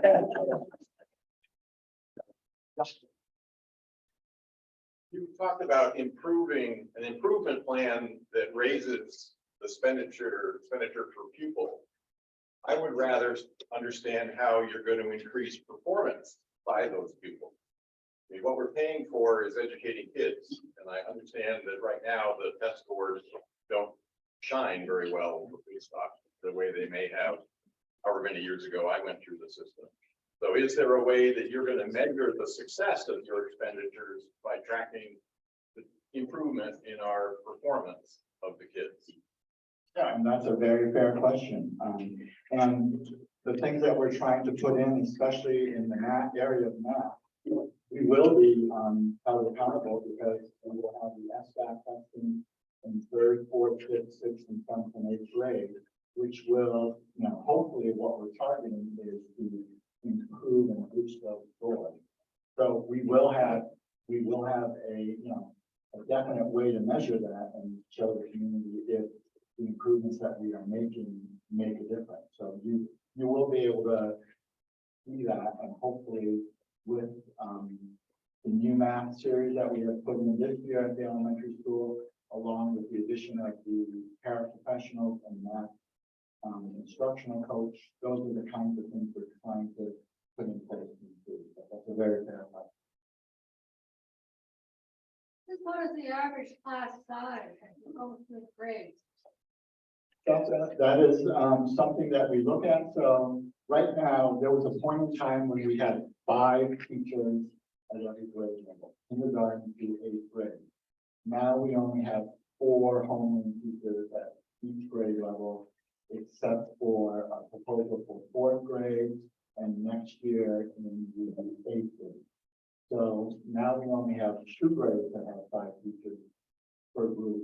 So our class sizes range anywhere from 20 to 23. Right now we have classes of 25. So we'd like to keep it around that 20 to 22 students. But as our enrollment changes, we may take a look at our kindergarten class size, and we may not need the grade. So that's something we're constantly evaluating, and it does fluctuate. Can you tell us the numbers for Woodstock Academy? I've heard we have a big decrease next year because of an enrollment fluctuation in that particular year. Can you tell us how many students we send there this year and how many we're sending next year?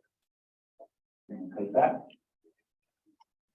So we have had a decrease, yes. Right, we have 437 students that we have there this year. We have 425 next year. But of that, there are 22 special ed. So special ed students, we pay a tuition and a special ed cost. So that's this year. Next year, that goes to 26. So not only is the tuition increasing, but for students, we're paying double tuition that we weren't paying this year. So, and then the Strive program that we have over there is 7 students this year. We have 9 next year. Those Strive, and another reason for the big increase is Strive is current year.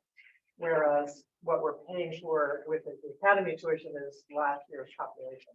But with Strive, we're paying the kids that are in there on, on September 1, we're paying right off the bat. We're not paying for them next year. So that's another increase. So the 5% increase in tuition was offset a little bit, or quite a bit, by the reduction in the total number of students. Correct. And in that projected tuition increase for the academy, is the capital money in that too? Right now, we do have the capital assessment in the budget, and that's something that we have both in the regular budget and also in the 5-year capital plan. That's a good question. John, yes. And you're remiss if I didn't say thank you very much for your presentation. It was great part of it. And I have to give credit to Jay. I know he's not a man of technology, but he also did a great job with the data.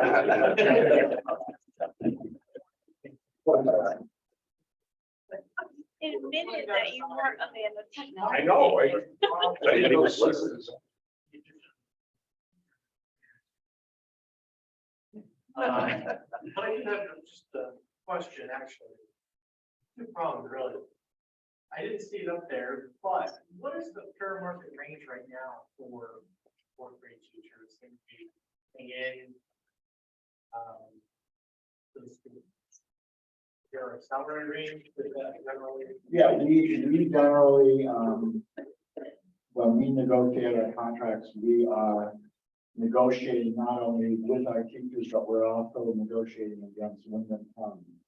And, our starting salary of about $47,000 is about near the bottom of Wyndham County. So when we look at attracting new teachers, first of all, there's a lot less teachers out there. Our schools of education, Eastern, and University of Connecticut are not keeping up with the shortage. And the State Department is trying to figure out ways to boost that. But the range would be, starting at 47,000, but that's going to be hard to attract people. So it's going to, be a very creative way that we look at. We may have teachers that, again, as they retire, give us a little more salary differential to play with. So that would be one of the areas that we would look at, is trying to attract the people by bringing them in at a higher step. So, being too wrong. I appreciate and all the advocacy and the proposed budget that you certainly have put in there and your team as well. Obviously, my family, I have children, so it's kind of factor of everything you're talking about. But what I do wonder though is when I look at audit fees, why did they go up 127% year over year? I understand cost of goods and services have gone up significantly with an inflation of 60% right now. But 127% is a hell of an increase. And also technology services have gone up 46% as well. If you take those two line items, that's the cost of your teacher right there. So I'm just wondering what your request for proposal process looks like and. Sharon, okay, jump out of her seat. The RFP that was put out by the town for the auditing service is the fair market value for the audit services. And currently, I think they were the only company, there was only one bidder. So the auditing services themselves, we share that with the town of Woodstock. We have one bidder, that was the price they came in with. So that is a difficult area, and it is quite an increase. But the amount of work that they have to do, especially with all the grant calculations and everything, is one of the reasons that many audit firms aren't working for municipalities and schools. Our drove up some of the costs because that's an additional grant. But the auditor also recommended that we put some additional monies in there so that I could have somebody that would help do closing entries and other things with the grant that I just don't have time to do. And my staff also doesn't have, so they said, you need to put a little bit more money in the budget. So it's their fee plus some additional consulting costs that they recommended that we do for their county. Just to get the year closed, because we have had such a volume in grants that it just creates more paperwork, more year-end journal entries. So they suggested that we add money to it for a consulting fee. The computer technology, as Victor mentioned earlier, the 5 years I've been here and 2 years prior to that, he kept his rate the same. So he has not raised his rate for 7 years. And this year, which is amazing, because in that time frame, we have added 900 iPads, we have added software in every grade level, and he has not increased his fee at all. This year, he said, I got to do it. So that's why that is an increase. And I don't blame him one bit for that, because we've been getting a deal for the last 7 years. And I did mistakenly say 500, but thank you, it is 900. But those are fair points, so I appreciate that. All right, go ahead.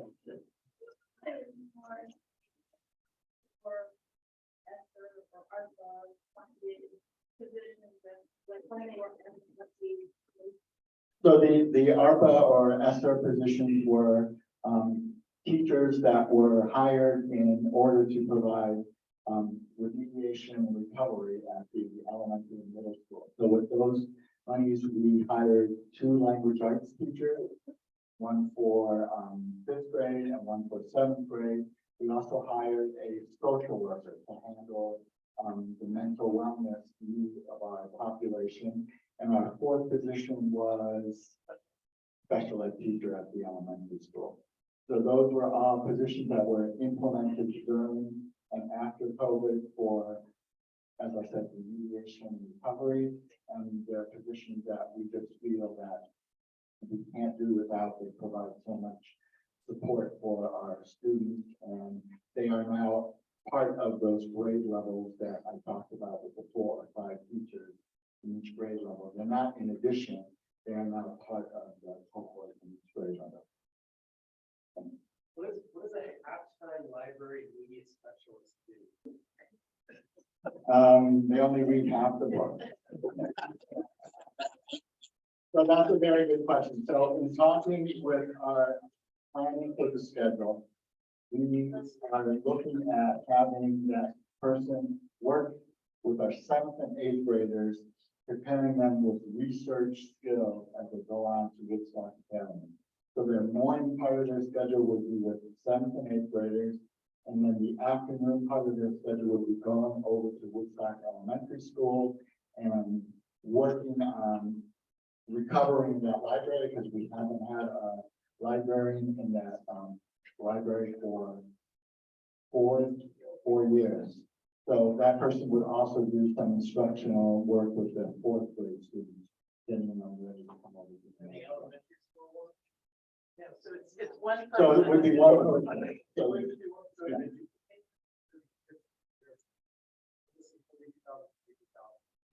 That's a split position. So that's our expectation. There are very few people certified in that area anymore, so we're thinking that we would probably have to pay a higher salary for that person, so that we're being overestimating there to keep it safe. That's a good thing. Yes. Value of iPads for each student add to their education? Like, I guess I'm just curious. How necessary they are? I mean, that's a valid question, and that's something that, you know, part of the difficulty is all of the testing that we now have to do, whether it's progress monitoring and the K through 8 spectrum, the SBAC testing, everything requires individual devices. But if you're gauging what's important at the younger grades, that's something in our technology refresh that we are considering. It may not be necessary to provide 900 iPads in the future. We may be able to get by with a iPad cart in each of the grade levels in kindergarten, 1st, 2nd, 3rd, 4th grade, and not outright purchase another 380 for the elementary school. So that's something that the teachers and the administration have looked at and said, that's a valid point, because it takes more of that personal connection with the teacher as opposed to doing just the device instruction.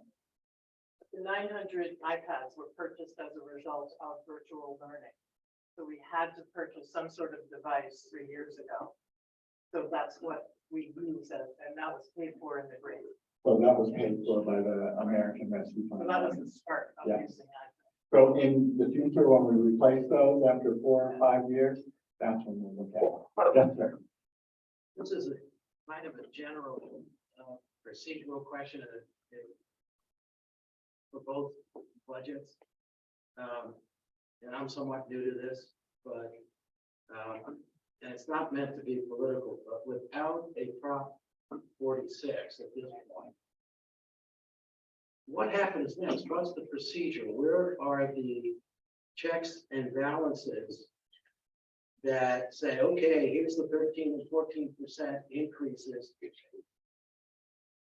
Why not just slap that into the referendum and go for an up and down yes or no vote? Or is there somebody in between, like Board of Finance, or somebody who is deciding what stays and what goes? Yeah, I heard Michelle Lodge just say that's us. Yeah. So, Sitting This at this is table. your deliver with a body and Mike, if you.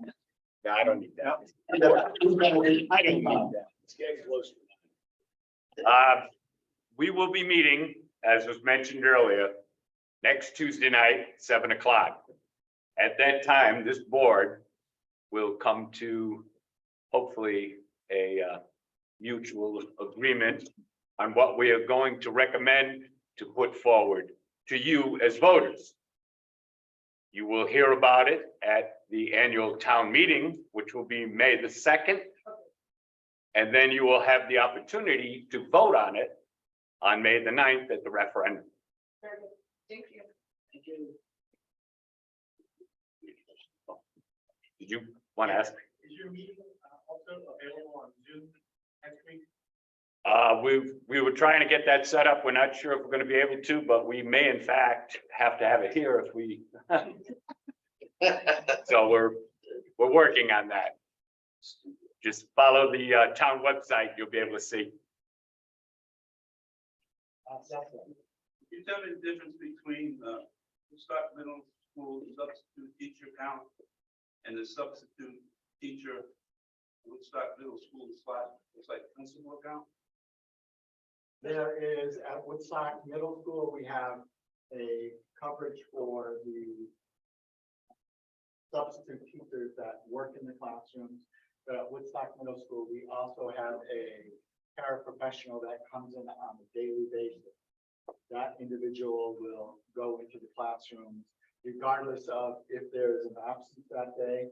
That person has that consistency that can understand the procedures and the policies in the school. So that's something we call a permanent sub, and that's what's different in the middle school. Yeah. And that was paid for out of the ARPA grant because of COVID. That person was here because if we had a teacher out for COVID, we had a permanent sub. So it has worked very well. And now that the COVID grant the ARPA grant is ending, we put it in our regular budget. Could you tell me why the elementary and the middle school substitute accounts have increased over 100%? Because they were paid for by the ARPA or ESSER grant, so we were paying for all those from the federal money. So that's one of those increases that came about as the elimination of that grant. Question. What is a sub get per day? Oh, that's a good question. So Presently, if you're a certified teacher, if you're working as a teacher, you get $120. Or if you're a retired teacher, you get $130. If you're a para, you get $16.58 an hour. You have to be certified in the state of Connecticut. we'll be flexible That's a with that. question, yeah. The state's being very flexible, so hey, like I said, if you're interested, we'd love to have any and all members of the community. There's something to be gained from each of you in this room that you would give to our students. So don't undersell yourself. Yes. I stand because I'm short, so if anyone's wondering why. But good news, I already asked 1.5 million questions of Victor and Janice, so we get a reprieve from that, and it's good affirmation that the committee asked the same questions and made me feel less ignorant about what I was looking into, so thank you for that. But I just wanted to say, as a member of this community, I moved here from California. I saw this beautiful home online, sight unseen, and I bought it based on the Woodstock community and the school. And we're all members of this community, and if we want to continue to have the environment and the town and the communities we have, luring in people that are willing to buy homes and contribute to taxes. So we have a lot of older people. We have people that are younger and they're benefiting from services. We have people that are in the later part of their life and they're on a fixed income. So we need to be balanced and not put folks in a position where they're going to feel, taxed out of their home. But we also need to look at the opportunity for how we continue for Woodstock to be the community that it is, because we're attracting families and people that are able to pay taxes and can come to meetings like this and discuss it, and I'm probably never been to any of these before, but I go out on a limb and say that Prop 46 being repealed probably motivated everyone to ask questions and be more informed than you probably have in the past, and maybe that's a plus and a con for most of you that have to listen to our questions. So thank you for that, but I think it's important that we're taking the opportunity to be informed. And coming from California, my daughter, I could not get her a reading specialist because the focus was on students who were English as a second language, and they wouldn't do intervention until she was in 3rd grade for reading. So that was one of our big motivators, is to come here for school. And there are 35+ kids in the classroom. I volunteered. God did not call me to be an educator, and that's been affirmed time and time again. But I went to the classroom and tried to help, and I don't know how to help, and I don't know if a kindergartner should be able to hold their pencil, how they hold it. There's so much value in having a parent in a room, having teachers have the tools and resources. Maybe there are things that, you know, an iPad might not be the best for a small child, but it is offsetting the cost of books that are outdated, and we're not recycling tons of books, reordering books, and a chapter or 2 is read based on the curriculum. There's advantages that allow us to pick and choose what's going to add the most value. So I just wanted to share some of those things because I have all of one question answer at the end. But I think that's what draws a lot of people here, is the value that we can provide as a community and how we support each other. You know, we don't want to tax anybody to death, but we also want to make sure, you know, our roads need to be safe, our schools need to be. Those are all things that are intermingled here. And the only question I had is, if we have the capital assessment in both budgets right now, that's almost, to me, that seems like both budgets, the town and the school, is a little bit inflated because they're accounted for in both. We only need it in one. And I believe we're waiting on the capital assessment letter or form from the headmaster of Woodstock. Who owns that? What do we do to get that information so we can put it in the right place in the budget?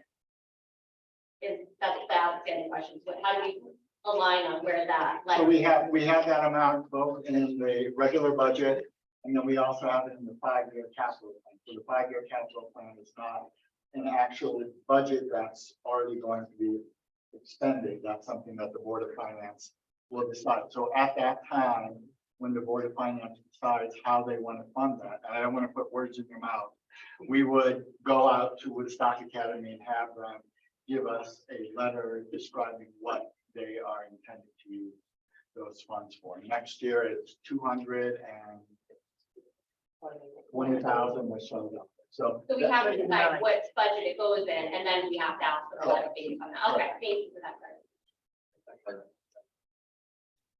I don't want to jump over anyone. Glenn, did you have a question first? Yes. Thank you very much for your presentation. I like the idea of a 3-year plan and breaking it up and giving us a roadmap. Actually, my question is for my friends on the Board of Finance. And I know that there's a process that you're going to be following, and then next week you're going to be looking at all of this information and looking at the $29 million budget that's proposed. But I have a feeling there's a lot of questions and you know, I mean, where are we as far as what would Prop 46 have allowed us? What would the mill rate be if we funded the 29 million? And where are you going? Where do you think we're going to be going? You know, what's the process here for the next step? And Mike, please.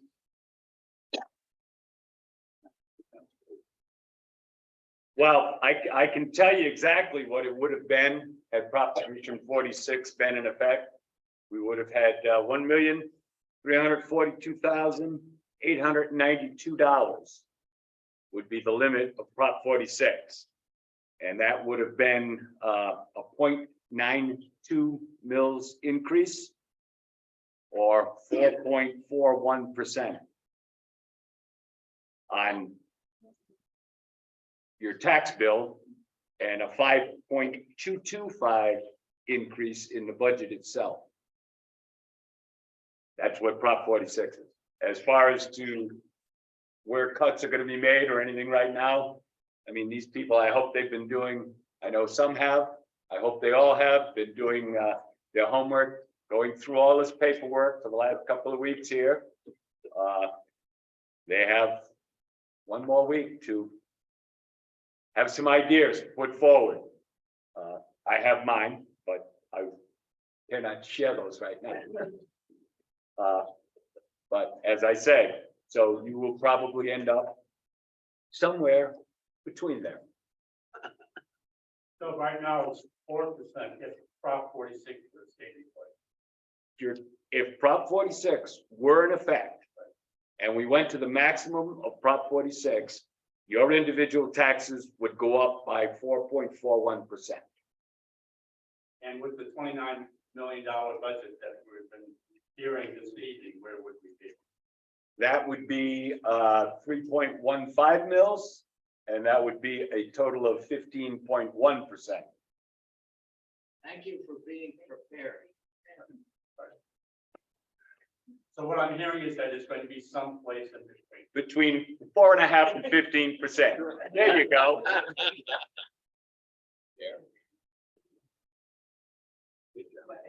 Yes, I know you have a question. Can you just explain this Woodstock Academy capital project? I mean, if we're paying a tuition and everything, why are we going on with it? So Woodstock Academy does include that capital assessment. It's something that this Board of Finance has done for the past 3 years. They've broken that out. It is part of Woodstock Academy tuition. Woodstock Academy considers it part of their tuition. The Woodstock Board of Finance in the past to assist with Proposition 46 and using capital non-recurring funds has allowed us to vote on that separately. So it is part of their regular tuition, and right now we do have it built into the budget. And that's the question that we had earlier, if that's something that the Board of Finance will take a look at. But that's a good question. Yes. So I wanted to feedback your comment in terms of the schools. And, we moved here not quite 3 years ago. And I had the opposite impression of the Woodstock Elementary School because of the money spent per student and its ratings. But anyone I spoke with about the school that had children in the school would sing it's pretty good. I just couldn't say enough good things about the school. So that's what helped us overcome, our concerns about the school. And with that said, my son has started kindergarten, and I can only speak again to his experience and our experience and one teacher, but I mean, we've had Bethany McManamy, and she's just exceeded every expectation I ever had relative to kindergarten. Everything from the creativity, the new math module implementation, the Lexia programs for the students on I believe it's on the iPad, so that students can work at different levels and at their own pace. I think it's a great, I know it takes away from the connection with the teacher, but it's really great for individualized progression and education for the student. We get monthly newsletters, there's constant communication. Anytime there's a concern, there's immediate response. So I just can't say enough about the school, and fully support your proposals, but I hear you talking about it as a recovery budget, and that to me seems like there's an ailment that needs treatment, and that we're actually trying to help our students and help our schools recover from a deficit of sorts. Could you speak to that? Am I mischaracterizing it? No, I mean, recovery and remediation is a term that we as the Board of Education looked at because of the financial restrictions that we've operated under, partly due to Proposition 46. And the fact that we are mandated to spend so much of our money on our high school. So the recovery there is the fact that we have lost positions like our librarian, like, a variety of different positions. And the recovery is reinstituting some of those things and bringing in additional paraprofessionals, bringing in a math or instructional coach, things that other districts take for granted. Our recovery and remediation is to bring these things into our school to make them even better. And Bethany is amazing. She's one of those teachers that left us and then came back because she just missed the environment at the elementary school. So thank you for those kind words. Can I ask also, I saw there was increases in maintenance and, with the elementary school, that, there's no AC, which is fine, but there's no generator. It's not okay. No. Well, there's no generator, and so when the power goes out, which happens, I think we all experience this with them, the children have to go home. Because, it's a literal brownout. They can't flush toilets, the telephone communications suffer. Is there any plan for potentially? We have improving that had those area? discussions with the Board of Finance. We try and the school security grant that the state government is putting out, we will request it in there as well. So we have a couple of different avenues, but you're right. When we had that last power outage, Woodstock Academy and Woodstock Elementary School, and I think the town hall, we were all kind of helpless because technology ties you in. No more phone lines, and it is very difficult. So it's something we have had discussions with Board of Finance. And I know I'm taking more time than I should, but I just wanted to, I came from Killingly and the mill rate was much higher. And I know people are concerned about the repeal of Prop 46, but then I hope whatever budget we put forward passes on its first run because they don't like the costs associated with referendums. But within Killingly, we had sometimes there's a check in place. It's the vote from the community. Sometimes we have to have budgets go through 3 times before they get passed because the community was, make its opinion known. So if you don't like it, then you come out and vote against it. So there is a check in place, but I do hope that your budget passes. Thank you. Yes, ma'am, I'll go to you. Yeah. I'd like to give you a video built into it, but not pushing the type of stuff. One of the things that looks like these to get you time and the program not only for specific groups of students, but also enrich all the students. And I didn't see that included any of the future planning. I think that's really us. That's a very good point. And one of the discussions that we do have an enrichment teacher at Woodstock Elementary School currently that is serving as a specialist. So she's like one of the art and music that the students want to do. If we get the ability to restore library and media, a wellness teacher at Woodstock Elementary School, that would free that person up to be a full-time enrichment teacher at Woodstock Elementary School, and then could give us the opportunity to expand it to Woodstock Middle School.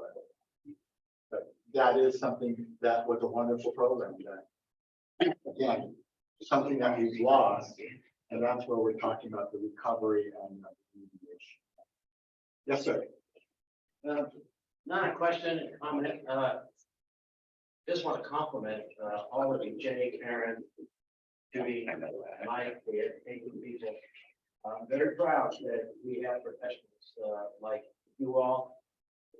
Sorry, you can't be all paid up a lot more. But thank you very much. It was a very, very tough job. You all have a tremendous command of detail. This is a Wallapalooza this time. It's going to be, nobody's going to be 100% satisfied. We're making a major leap from, the Prop 46 to not Prop 46. So it's going to be somewhere in between. But thank you. Thank you for doing what you do, and thank you for being so well versed and educated and providing a lot of. Second that.